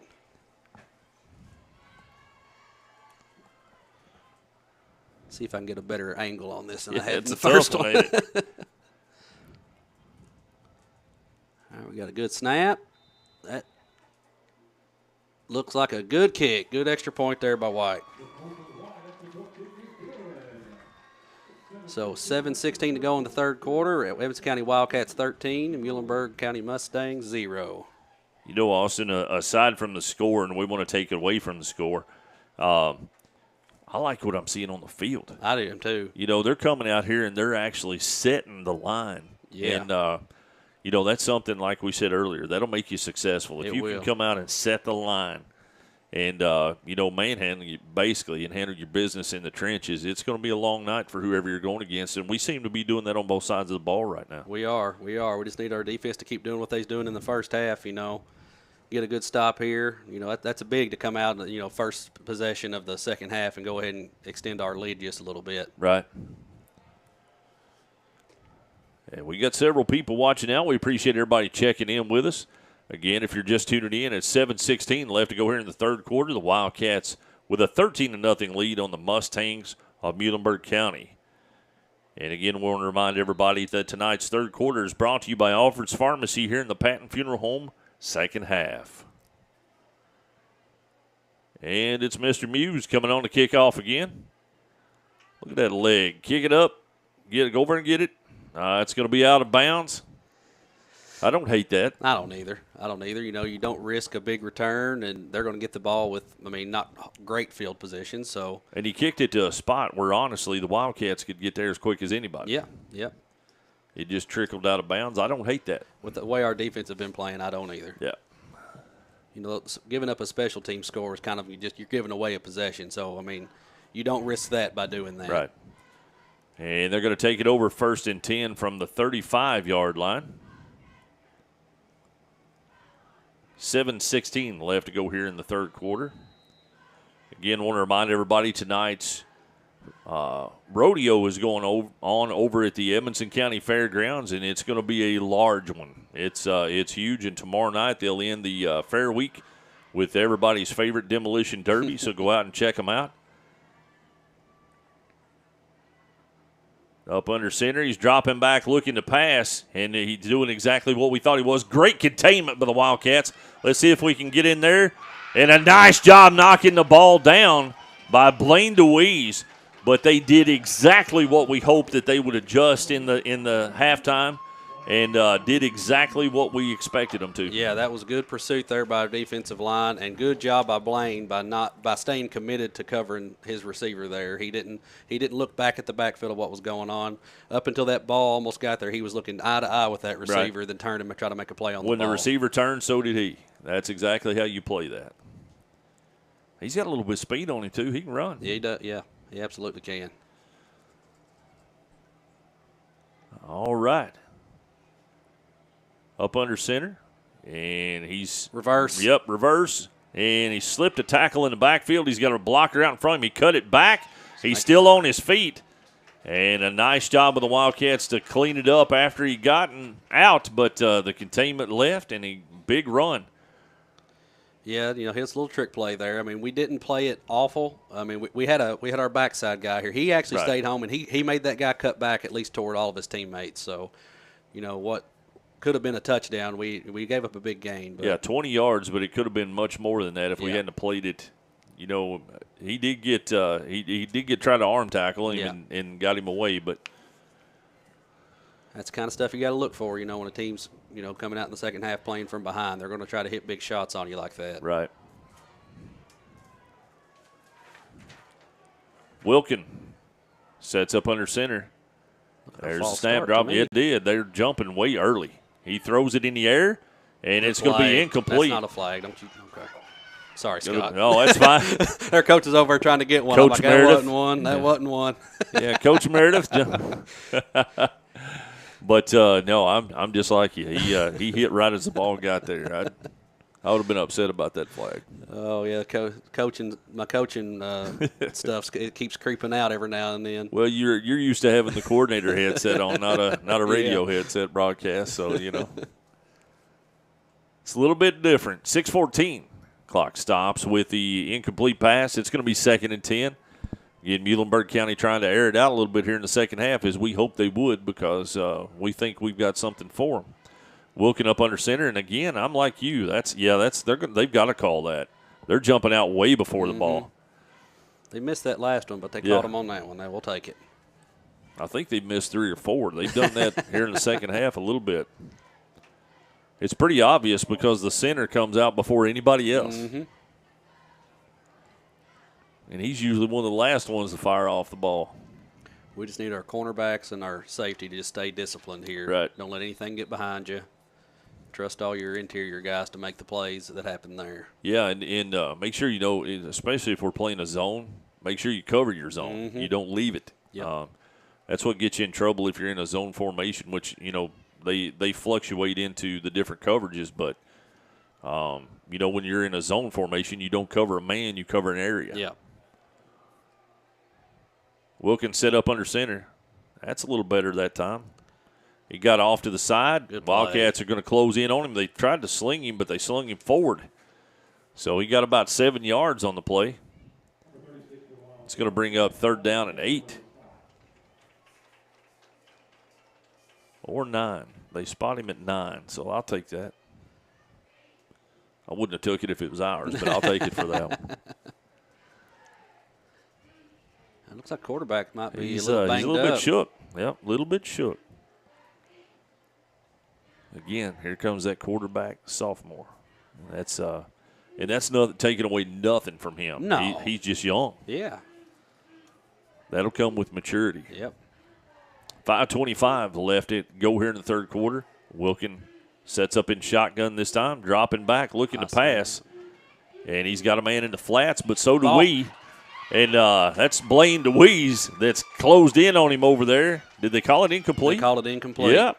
Nice job by Blaine to get in there and put a lick on him and keep him bobbling that ball till it went out of bounds. Good play there by Blaine.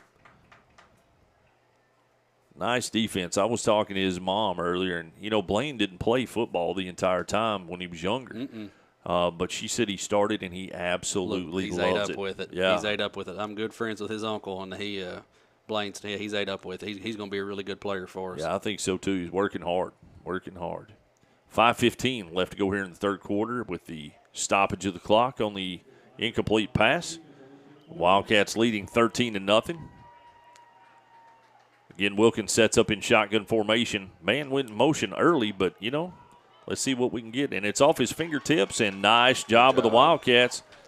It's going to be 4th down and 9, Austin. Will Sailing on the coverage that time did a great job. It's first down. It's our ball. Was it a turnover? That's right. It was fourth, wasn't it? Fourth Yep, down. I'm sorry. That's even better. It is. I like it a lot better now. I got caught up in the way they were playing the ball and didn't even realize it.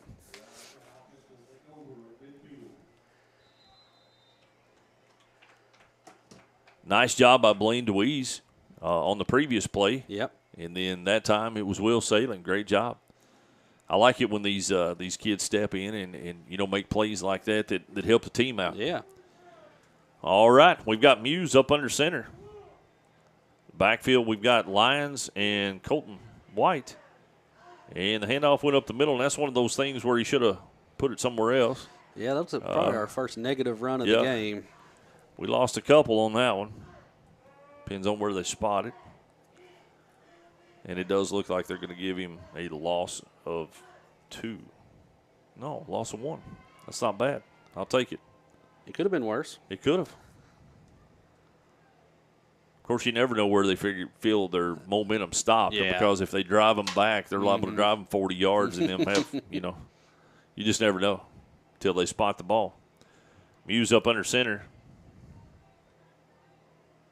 And the handoff again, and they're keying on that. We're going to have to make some adjustments there because they are flat keying on that. Oh, that might have been a mistake there. Let's see. I'm going to get that number here just in case. Yeah, number 66 flexed on one of our linemen that time. I don't know if I'd be doing that just yet if I was them. I wouldn't either. Down 13 and us having some momentum, I don't know that I'd flex on him. No.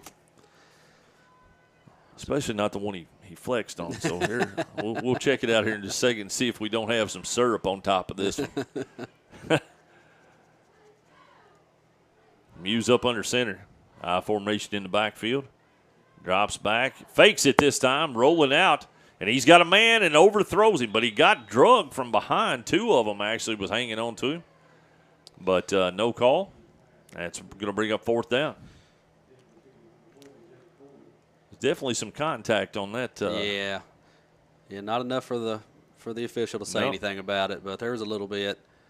But with how our defense has been playing, I feel okay with what we got going on here. Yeah, I'm good too.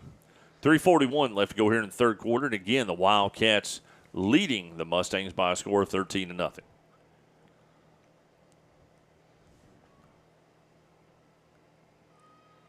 And Mr. White on the punt. There's the punt. Gets it off. Nice high punt. Get out of the way, take a Wildcat bounce, and it does. And they're going to down it at the 36-yard line.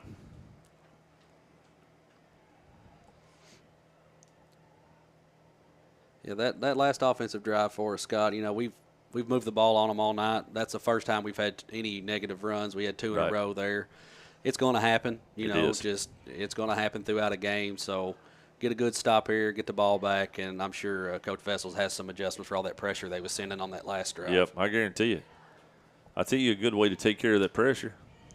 I hit him with a screen pass Hit that again. little screen. Love it. And again, if you get through the line that easy, there's usually a reason. There's a reason. All right, Wilkins going to set up in shotgun formation this time. There's the ball, dropping back, looking to pass. He's rolling out. We got some pressure on him, got a hit on him. And, oh man, it was almost intercepted on the sideline. That's number 30 for the Wildcats. If I'm not mistaken, that's Seabolt. It is. Yep. Hayden Seabolt. Man, he broke on that ball perfect. Yeah, he did. Perfect. He just, I think he got a little too excited. He saw green. Yeah, he was seeing 6 points before he caught the ball. Yeah, he saw green because there wasn't anybody in front of him. I like that, though. I mean, we're adjusting to them. They didn't throw the ball much in the first half. Now they're coming out here trying to throw the ball around, and our defensive backs and outside linebackers, they're playing pretty well so far. 3:25 left to go here in the third quarter. The Wildcats with a 13-0 lead. Wilkins sets up in shotgun formation. There's a snap, drop back, looking to pass. Again, a quick pass on the sideline, and again, a Wildcat lick. Blaine is driving through him, and they finally let him down. It's a gain of about 8 on the play, but it's going to be short of the first down by about, 7. They're going to give him 3 yards is what it's going to be. So it's going to be 3rd down and 3. They like that little quick out route. They've thrown that quite a bit this second half.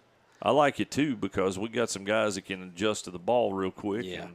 Well, we don't need to get complacent, Right. try to break on that out route, and they hit us and then with hit an us, up or, yeah. With an out and up or something like that where they try to hit us downfield. So just if they got to make the catch, let them make the catch and just Right. make a good tackle Just on keep them. him in front of you. Wilkins sets up in shotgun. Trip receiver's out to the right side. He's dropping back, rolling that way, looking like to a pass. hold. There's a hold right in the middle of the field. No There, we call. got it. Here we got there it. it is. Yep. Usually when you can see both sides of a jersey, there's a reason. They should have blown the whistle a long time ago. They'd get that kid hurt. Yeah, they held And all of that for nothing. our defensive end up on that It's side. 36, wasn't it? Ain't that Alexander? I think that's who it was. Yeah. That's who it looked like. He got around that outside player for them, and he just grabbed a hold of jersey on both sides. I didn't think we was going to get the flag for it, but they finally saw it. Yeah, when you can see the numbers on the front and the back at the same time, it's usually a penalty. Looks like Muhlenberg's got their receiver down over he's here. Looks like a cramp, by the way. They're working on him. I hope the hold was where that flag is. I don't think it was, but if it's 10 yards from the spot, we'll take it there. Yeah, we'll absolutely take that. No, they marked it from up here. Yeah. I'm not going to lie, it's a little more accurate. But It is. We had It's wishful much thinking. more accurate. Yeah. We had wishful thinking. Yeah, it's much more accurate, but usually they throw the flag in the vicinity of where the hold was to try to get it as close as they can. I like the way he was thinking. Yeah, it's number 6. Yeah. Rico Mitchell. Looks like he's up and fine. Looks like a calf cramp or something like that. Good sportsmanship there by Blaine. Give him a little fist bump as he walks off the field. I like seeing that. I do too. 2:23 left to go here in the third quarter. The clock stops.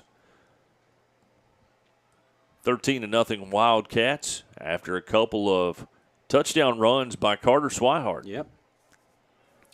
Yeah, he's been our bell cow this game, and he's running hard, and our offensive line's doing some good stuff. All right. So with the penalty, that brings them up 3rd down and 12. Coming out of the holding penalty. Wilkin is going to set up in the backfield again, a single back in the backfield. There's a snap, and there's another false start. That's going to back them up 5. They're getting off the line really quick. Yeah, it's like everybody else is moving but their center. Right. Like it's, everybody else. So I don't know if the center's Whoa. maybe. I was pretty sure he motioned for a false start. He did motion for a false start. Well, I don't know, Scott. Man, I don't know what the deal was there, but it's 3rd and 7. Yeah, false start, that can only be on the offense. Uh-oh. We got some pressure on him, throws it low, and incomplete. So it's going to bring up 4th down and 7. You can't call a false start on the defense. I don't know who that I think we sent a linebacker on a blitz there. We did. He was 28. Yeah, it was Lions. Yeah, Lions come through and got some good pressure on the quarterback right then. So it's going to bring up 4th down and 7 from the 39. 1:53 left to go in the third quarter. And they're going to show punt formation, but I don't trust them. Never do. Nope. Just got to watch that hard count, too. It wouldn't get them a first down, but it'd get them a lot closer. Yep. And smartly, Edmonson County plays off the line a little. There it is. Oh, he almost got him, too. Poison, get away from it. Poison. I'm trying to see that number there, 58. I want to see who that is because he likes to hit. That's Aiden Melvin, yeah. He's had a couple big shots. He has. His guy didn't block him much at the line, so he took on all 3 of the guys who was blocking for the punter. I like it. Let's see what kind of adjustments we make because Muhlenberg, our last offensive possession, was sending a lot of pressure, blitzing a lot of linebackers and outside linebackers. So I'd like to see what Coach Vessels draws up here for us. Minute 45 left to go here in the third quarter. 1st and 10, Wildcats from their own 34.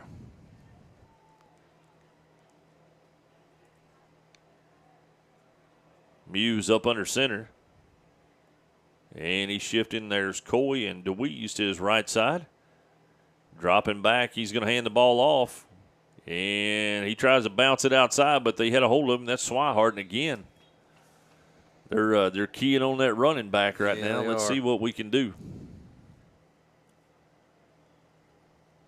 It's like about a 1 yard, maybe 2 yard gain. About one. Yeah. So what they've got is going to, well. They're pump faking us. I can't tell what's going on. I'm glad you're up here this week because Granville swears that they don't do that. But you watch where they put it down and then you call and then they move it again. So, it just is what it is. Muse up under center. DeWeese and Coy going to the right side this time, dropping back. He fakes the pitch, keeps it himself. Cuts it back, makes a nice move up over the 40 to the 42. Let's see where they mark it. They're going to mark it about the 42. And that's going to be another nice gain by Muse. I'm going to let you count that one. I'm not. I think they've moved it twice since I started counting. That was about a 6 yard gain. That's just going to be like 3rd and 3. 3rd and, well, over on the sideline, it looks like 3rd and 1. 3rd and 2, they split it. There you go. Whatever. 20 seconds left to go here in the third quarter. And again, the Wildcats with a 13-0 lead. Let's see if they actually try to get a playoff here or if they're just going to hard count or drop it. No, it looks like they're going to try. And it is a hard count, but we did too. Let's see which way they call it. Got a bad feeling it's going to be on us. It is. It is. With 9.4 seconds, that's going to back us up. 5 yards. It's going to be a little tougher to get that one. Yeah. Try to hit him with a quick hard count as time was running down, and we had somebody flinch on our side, unfortunately. And, folks, that's going to take us to the end of the quarter. And at the end of the third quarter, the Wildcats lead the Mustangs of Muhlenberg County by a score of 13-0. You're listening to Edmonson County Wildcat football on Wildcats Live at EdmonsonVoice.com. Patton Funeral Home is a family-operated business that has proudly served Edmondson, Barron, and the surrounding counties since 1969. In our close-knit community, we consider those we serve our neighbors, family, and friends. We're committed to providing affordable excellence to all that place their trust in us. Patton Funeral Home, serving you in 3 locations: Brownsville, Park City, and now Cave City. Visit PattonFuneralHome.com, continuing a heritage of caring. Wildcats Live on the Edmondson Voice is presented by Alfred's Pharmacy and Drive-Thru, located in the Main Street Center in Brownsville. Alfred's Pharmacy provides super fast service, whether it's in the drive-thru, inside their retail location, curbside service, or even free delivery. Call 270-597-1044 to find out how they can save you time and money. Save time, save money. It's that simple at Alfred's Pharmacy. Welcome back to Wildcats Live on the EvanstonVoice.com. Starting the fourth quarter, the Wildcats will be 3rd and 7 with a 13-0 lead here on Muhlenberg County. Tonight's fourth quarter action is brought to you by Alfred's Pharmacy here in the Patton Funeral Home second half. Muse sets up. Man comes in motion. There's a snap. He's going to take it himself up the right side. He's got some room. He's got the first down going ahead. And he's got, looks like about 13 yards there, Austin. Yeah, it's a good run there. You know, we faked the outside toss play, and then Muse kept it up the middle there. Little misdirection. Kind of slows that pressure down when you do that, Scott. Yeah, I like it. Serves about the same purpose as a little screen pass. It just gets them back on their heels just a little bit. Yep. Especially if they're trying to be aggressive on the defensive side. Most of the time when you get a team that's that aggressive, unless they're really, really disciplined, the fakes and the pitch, fake pitches and stuff like that will get them out of kilter enough to actually give you some room to run. Yeah. Muse up under center, and there's the handoff coming up the right side. He's going to go over the 50-yard line. We'll see where they spot it. He's laying about the 49, and that was Colton White with the run. It's going to be about a 4-yard gain. 2nd down and 6. Again, we want to let our viewers tonight know that we appreciate them checking in with us. We got several watching tonight. We appreciate that. 10:40 and counting left to go here in the fourth quarter. Muse fakes the pitch, hands it off, going up the middle. Still on his feet. Nice hard run. It's going to stop him right at the 45-yard line, but that's a nice run. And he lost his helmet. That was number 28, Lyons, with the carry. Going to be about an 8-yard run.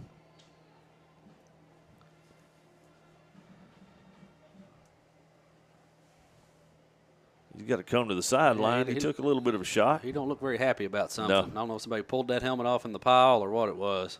He's not one that I'd want to make mad very much. These few kids are a little passive on the team. He ain't one of them. No. Muse sets up under center. Fakes a handoff to the side, goes straight up the middle. He's across the 45. And he's going to be a little short of the first down, I think, and they're still going at him.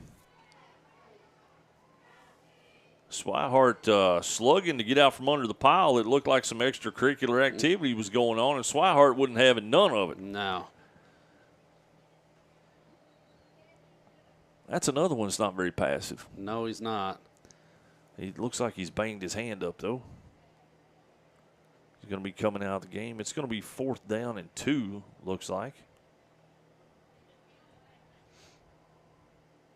White and Sailing go back in the game for the Wildcats.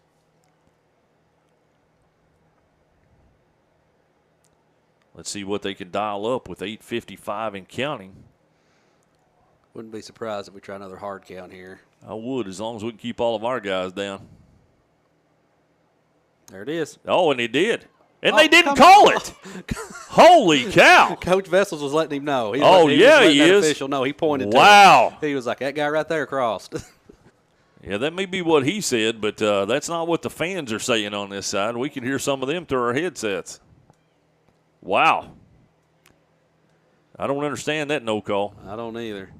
8:39 left to go in the game. It's going to be 4th down and 2. Edmonson County takes a timeout after a no call on 4 guys coming across the line. Maybe they didn't spend enough time in there. I don't know. I don't know.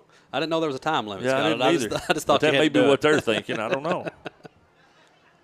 I mean, I've got a pretty good angle at it sitting right here in front of us, and they were definitely over the nose of the ball. Yeah. All But right. either way, we can't throw a flag. No, we can't. That's all right. We'll just hand it off here, and we'll just get the first down anyway. Not worry about it no more. 8:39 left to go in the game. The Wildcats leading by a score of 13-0. And, again, another good play-called game by Vessels. It has been.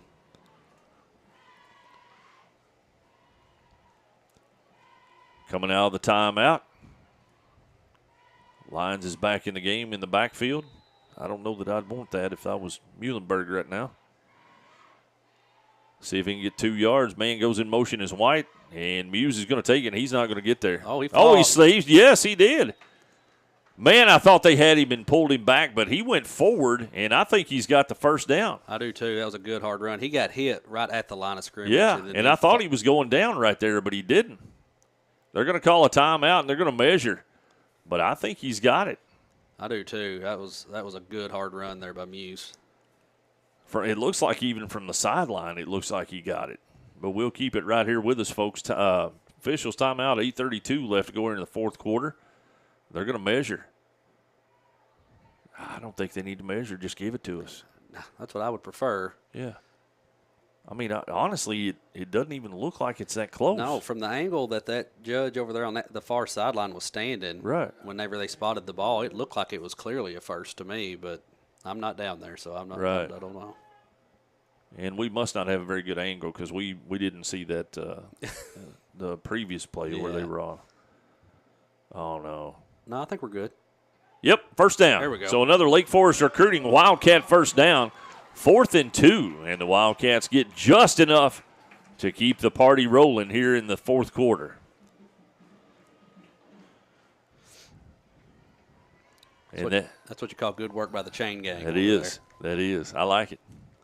No, that was a good hard run by Muse. I mean, he got hit right at the line of scrimmage and fought for another couple yards. I honestly thought they were going to pull him back, and he slid off of him, went straight down the field and got just enough for the first down. So a great run by Muse and a new set of downs and keep that clock running.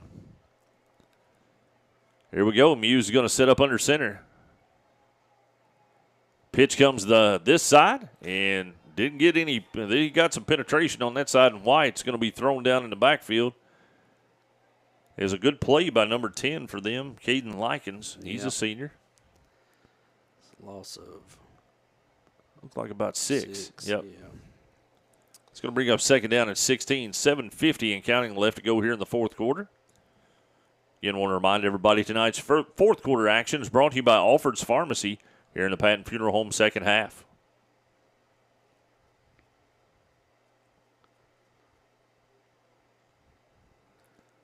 Yeah, we're being a little slower out of the huddle. Let that clock chew a little bit. Yeah, they're looking at the clock as they're breaking out, so I don't mind that as long as we can get a first down here. 2nd and 14. Muse up under center. White goes in motion, and the handoff goes up the middle, and they're keying in on that. But, man, they can't take him down. My goodness. He's still on his feet busting out.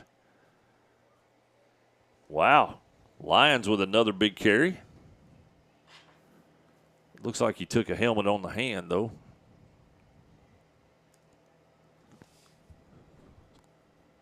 Comes to the sideline. It looks like he feels better, though. Yeah. 6:50 and counting. It's going to be second down and, 12, 13? Yeah, somewhere around there. They didn't give us a whole lot on that one. I thought we had some yardage there. Yeah, they might have considered his forward progress stopped at some point.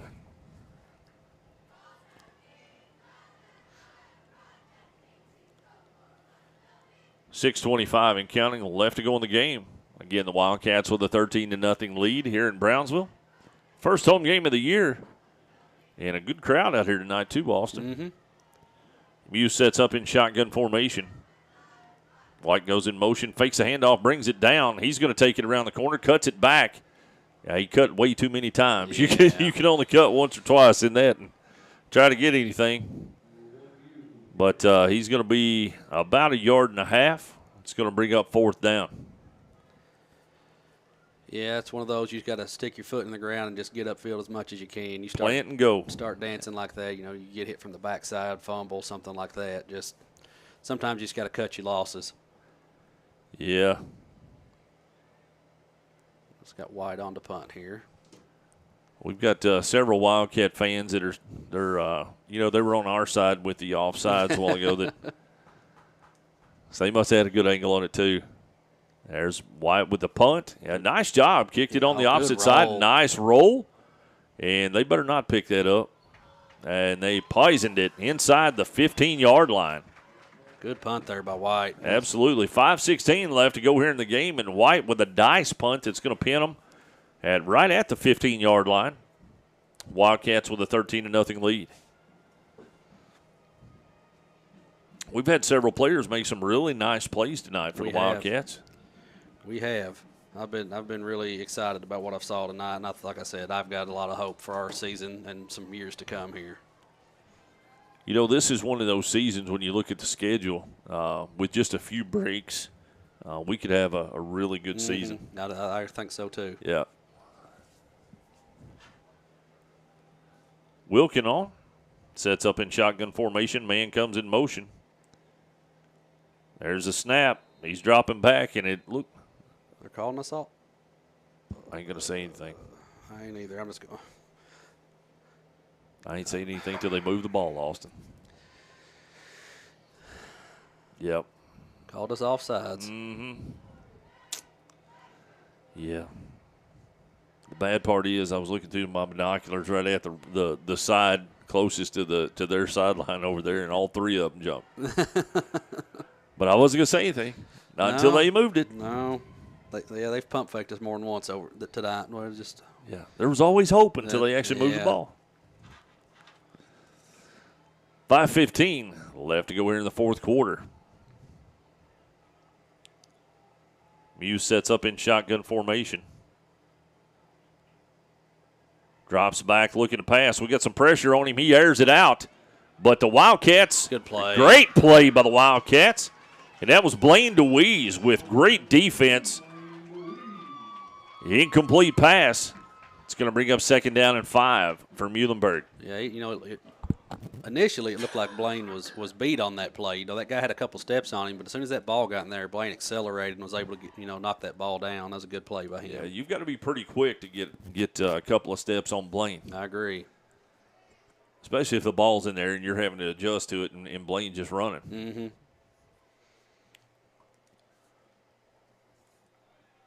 Incomplete pass stops the clock at 5:07. Again, Wilkins sets up in shotgun. Snaps a little high, but he pulls it down, and it's going to be incomplete on the sideline. It's a little quick out route they like to try to hit. Took 3 seconds off the clock and brings up 3rd down.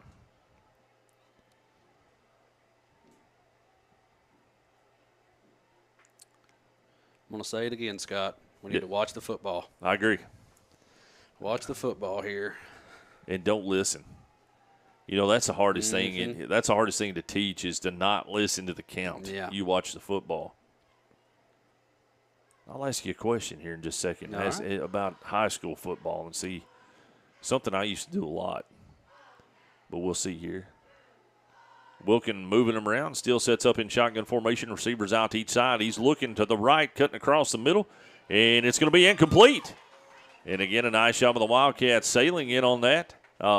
So, is a no count or a silent count allowed in high school? I don't know if there's a specific rule saying it's not. I mean, I honestly don't know. I've never been part of a team that did a silent count. Yeah. So I'm not sure. When I was coaching 5th and 6th grade, if they were really aggressive on us, Tucker Cole would go. He would call it. That's awesome. And he would go up, and they would watch the ball, and he would tap the center on the butt. Yeah. And in 5 seconds, he snapped the ball, and everybody else was watching the ball. Not a word was said, no count, no nothing. And there's the pass, and it's going to be trying to see if he says he caught it over there. They saying he did anyway. Yep. So that's going to be enough for the 1st down. But it always kept the defense, especially if they were aggressive, it always kept them on their heels because – we would change the number of seconds in the huddle. Yeah. But he'd just walk up and tap them on the rear end, and then, in 5 seconds or whatever we called in the huddle, he'd snap the ball without saying a word. Yeah. Yeah, like I said, I've never been a part of a team that has done that. I don't know why it would be frowned upon or not allowed. All right, so we've got a coach out on the field right now. I'm not sure what's going on, but he's talking to the officials.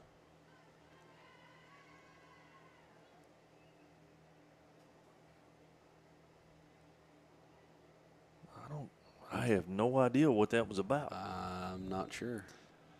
But it's 1st and 10 either way, 4:54 left to go in the game. And why isn't the clock running? Did it go out of bounds? Yeah, he called it, went out of bounds. All right. It had been a while, so I forgot.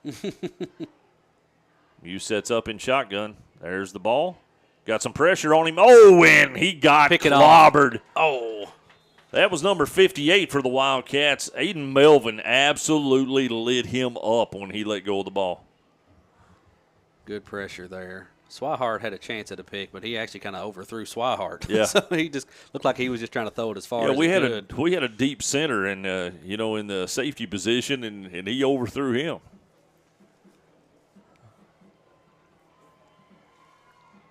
It's going to be 2nd down and 10, 4:49 left to go in the game. And again, the Wildcats with a 13-0 lead here at the home opener at Wildcat Stadium in Brownsville, Kentucky.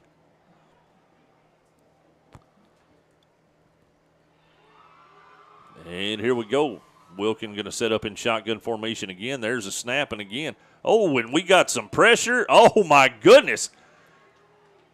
Incomplete pass, and Kinzer just absolutely slaughtered him when he let the ball go. That quarterback's he's taking some shots tonight. He's been tough, though. I'll give him that. Yeah, he's popped up. He's hanging in there. He's limping, though. I would be, too. Yes, sir. Yes, sir. After Kinzer hit me like that, I wouldn't know where I was. Well, maybe I would now, but not in high school.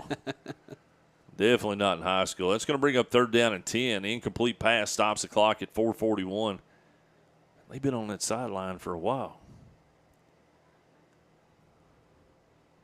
They may be running into a delay of game here if they're not real careful. Yep, back judge. He's starting to count now. Yep. It's a 10-second warning, and he'll start counting with his hand when he gets to 5. There it goes.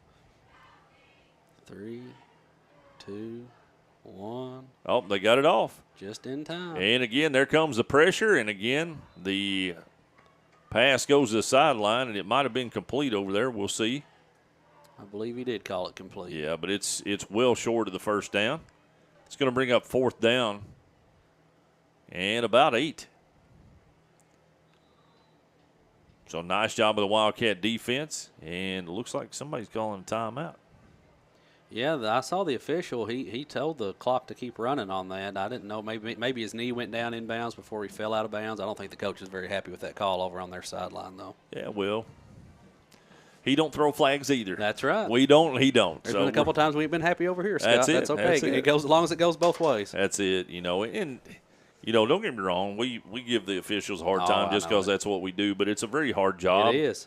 You can't see everything. I think you can see false starts, but that's just me or offsides. But that's one of the easier penalties to call, in my opinion, because everything's stopped at that point. There's but it is an extremely difficult job to see everything out on the field. Oh yeah, and I'm thankful for the guys we have that still do it. Absolutely, it can be rough.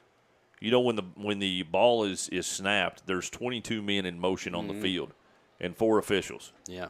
So it does make it extremely difficult sometimes, and you can't watch everything. But we just hope they find more against. There's 5 of them in there.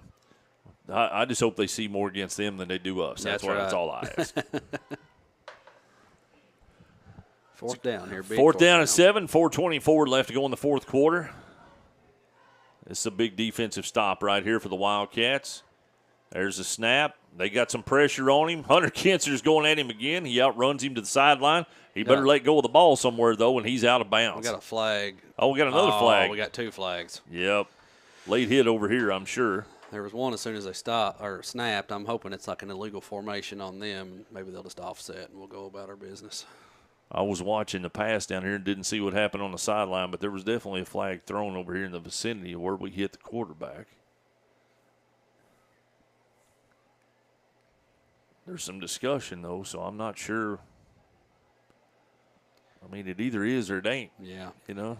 Yeah, this one, that first flag I seen, it had to have been thrown right at the snap of the ball. That's why I'm thinking possibly Offsetting of some sort with an illegal formation on the offense if they've called this late hit on us over here. Let's see what they call here. He put his fist up the side of his head. Is he going to call targeting?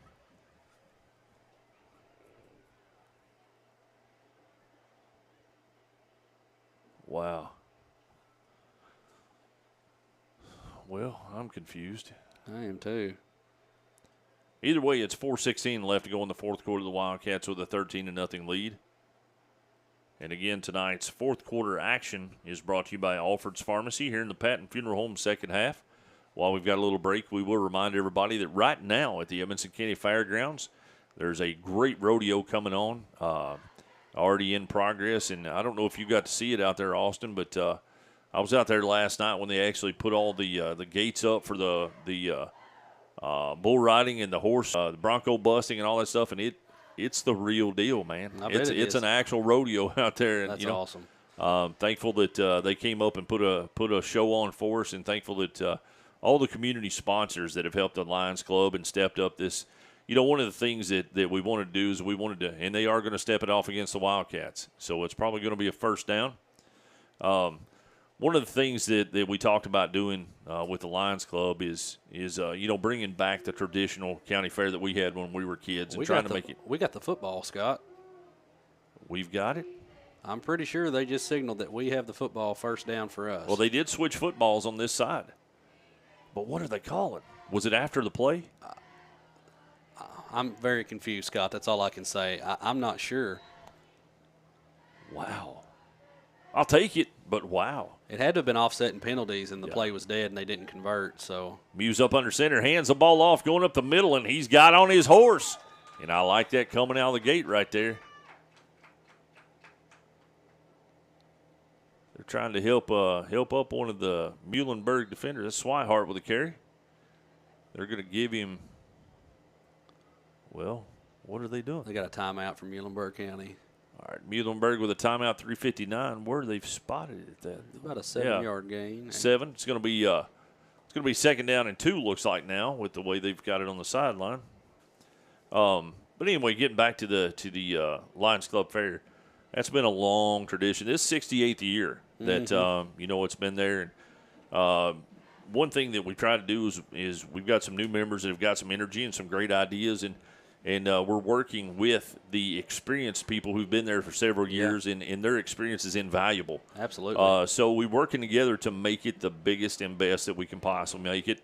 And we couldn't do that without all the sponsors that have come out and sponsored, whether it was in-kind donations, working on the fairgrounds. They've cleared out 4 acres over there of extra space it wasn't usable until now. Yeah, me and actually Judge J.B. Hines was talking earlier today in the courthouse about how awesome it was, that how everything's been. You know, the amount of armbands that was donated for kids today. Close to 450. That's yes. amazing. Yeah. That's 450 kids in our community that didn't have to pay today, Exactly. and that's awesome. 600. Darren said that he got some more, and it was 600. He got the other data. That's awesome. So that's 600 people kids that didn't have to pay to get in the fair today, so that was awesome. And, again, you can't thank your sponsors enough for that and the people of our community. You know, that's one of the things that I think is beautiful about our community is stuff like that. Me too. You never thanking them enough, and you don't want to say you're surprised because you know the people that are doing this, and you're not surprised, but it's still a blessing every time you see it yes, happen. It is.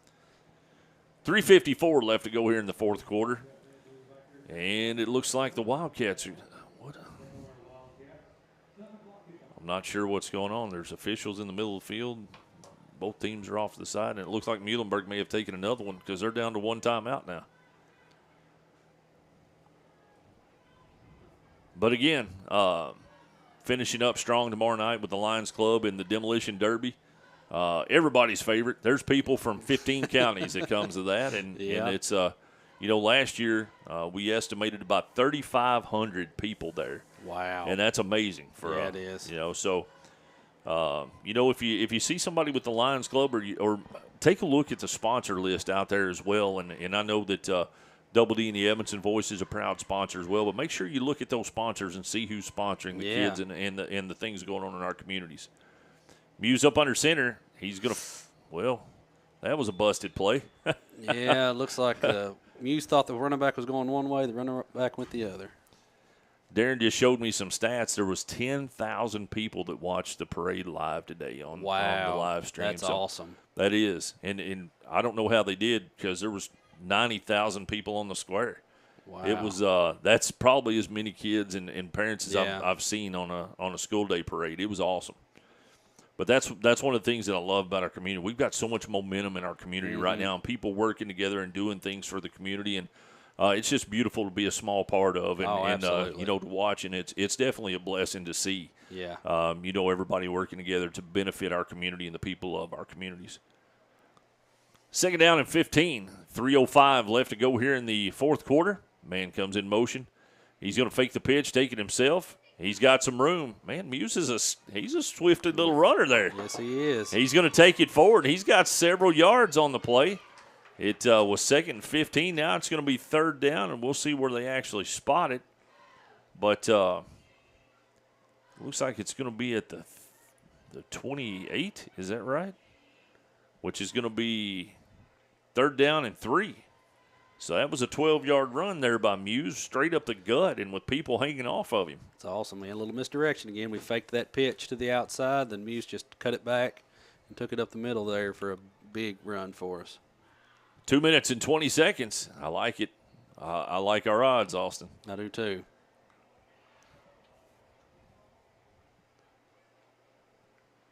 And here we go. Muse up under center, I formation in the backfield. He's going to let that clock drain down as much as possible.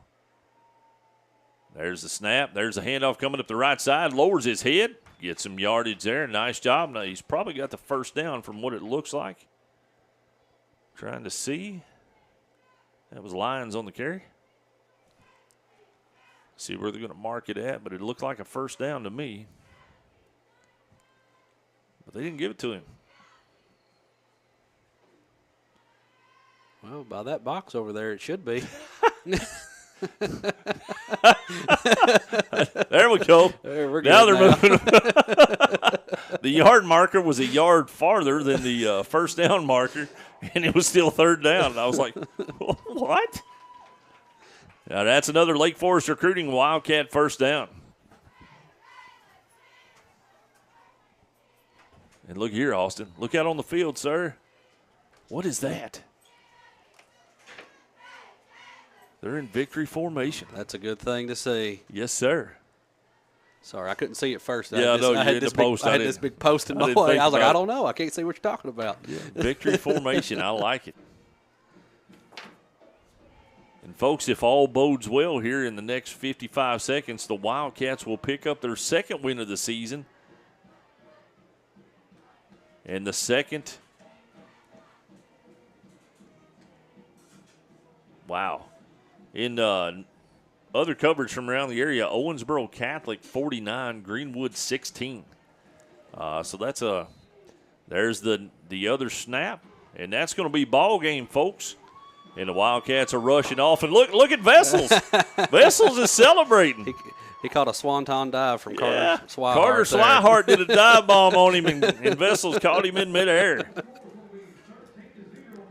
And we'll keep it right here till it hits zeros, but once it does, we'll go to commercial and then come back with the post-game show.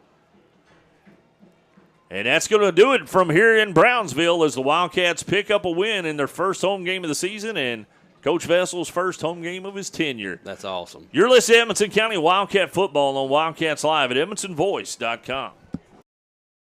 CB Food Store is proud to be your locally owned hometown grocery. We feature our very own in-house butcher, fresh fruits and vegetables, a fantastic deli with grab-and-go meals and homemade desserts, and if we don't have what you need, just let us know and we'll do our best to get it. We're also happy to carry your groceries out for you. Open Monday through Saturday, 7 a.m. to 7 p.m. and on Sunday, 10 a.m. to 6 p.m. Call 597-2035 and like us on Facebook. CB Food Store.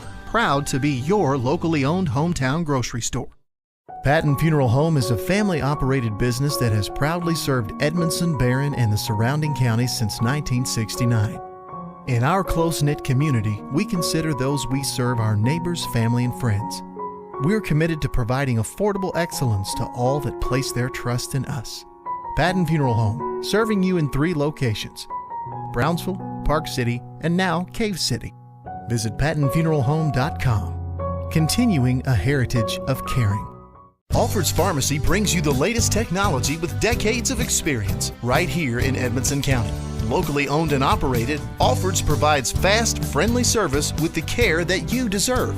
Whether you need personalized help, a vaccine, or just a simple refill, call 270-597-1044 or visit alfordsrx.com for more. Save time, save money, it's that simple at Alfred's Pharmacy. Welcome back to Wildcats Live at EdmonsonVoice.com. It's now time for the CB Food Store postgame show. And here in just a few minutes, we hope to hear from head coach of the Edmonson County Wildcats, Justin Vessels.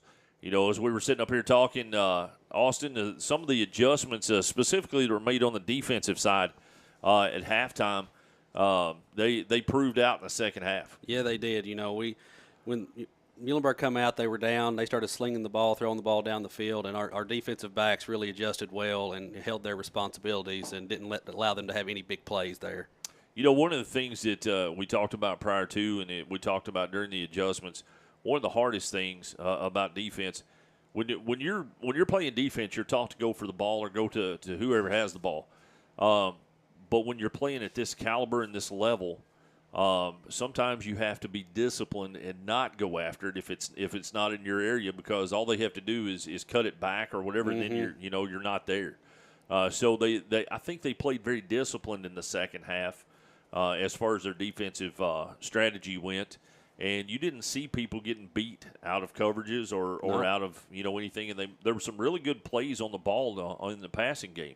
Yeah, Muhlenberg County threw the ball in the second half more than they did in the first half, and we had some guys making some really good plays on the ball in the second half.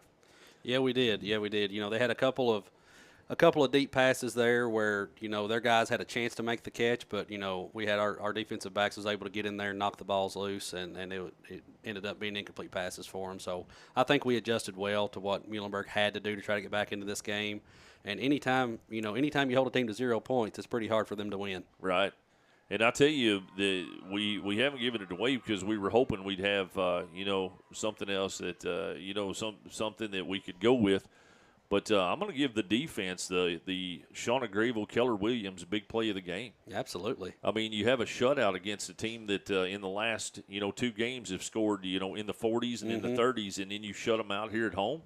Yeah, that's big to me. So we'll give the defense for the Edmonson County Wildcats the Shauna Grayville, Keller Williams, big play of the game. Yeah, I'm gonna give a runner up to our offensive line. There you go. Yep, we'll do it. We can give them both one. We don't care.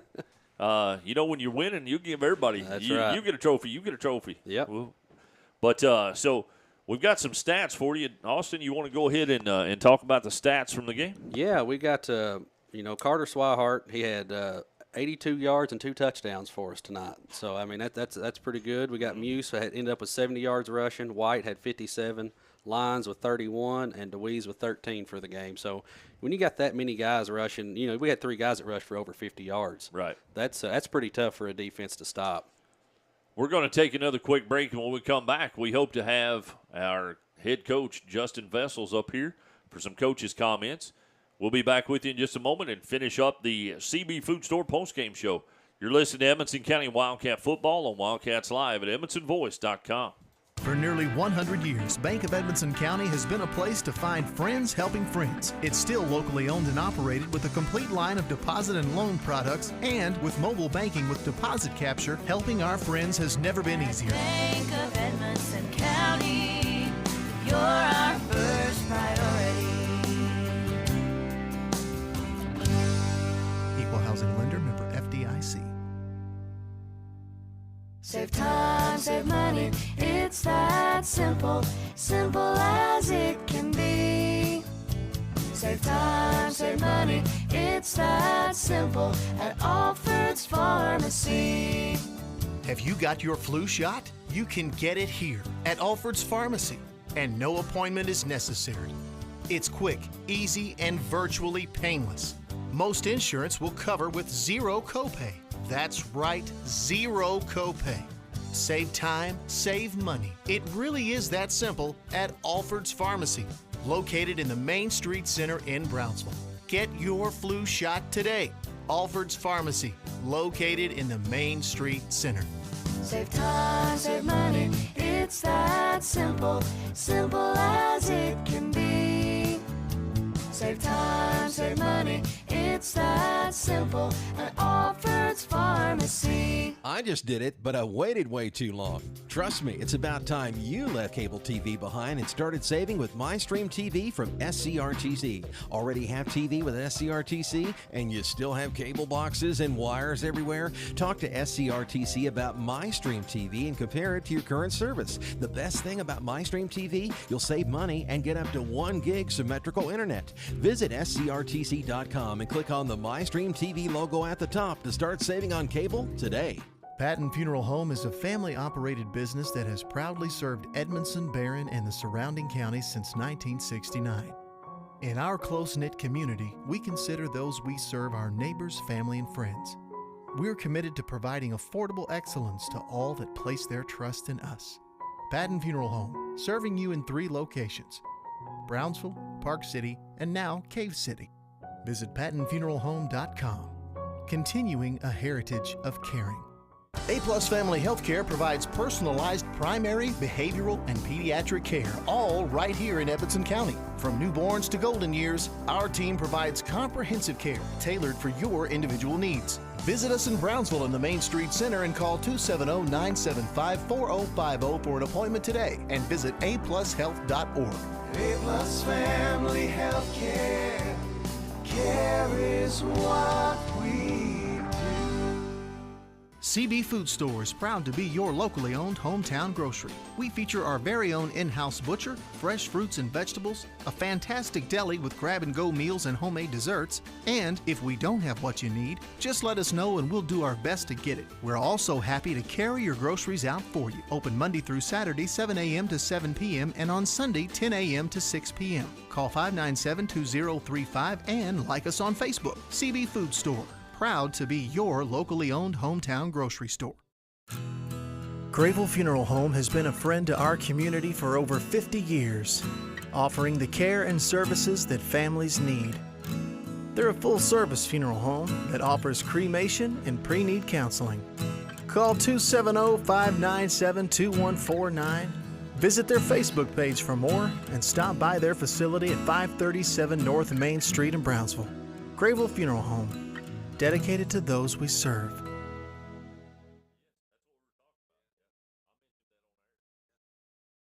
Tom Vinson is your local Edmonson County Farm Bureau insurance agent.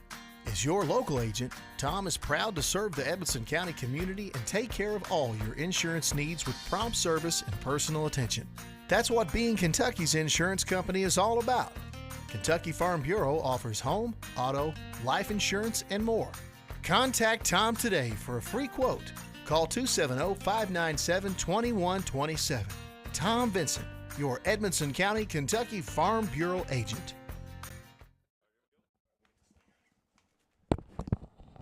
All right, folks, welcome back to Wildcats Live on EdmontonVoice.com.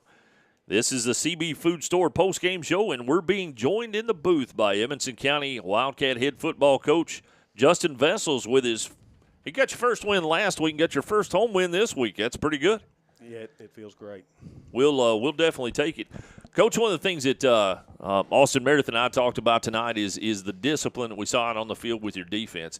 It made a big difference coming in here. You know, we had talked about the fact that in the last 2 games that Muhlenberg County was able to put up some points on some really good teams. You know, what was it, 44 against Caverna and then 30-something last week against a good McLean County team. Good McLean team, yes. Yeah, so first of all, just talk about how big your defense came up with tonight, especially in the second half when they went to the passing game and we had some kids making some really good plays on the ball. Yeah, our defense played tremendous tonight. Coach Muse. When I say he's a good defense coordinator and a really good coach, he's really, really good. He called a great game tonight, and is a tremendous coach. I'm glad to have him on our staff. Yeah, definitely.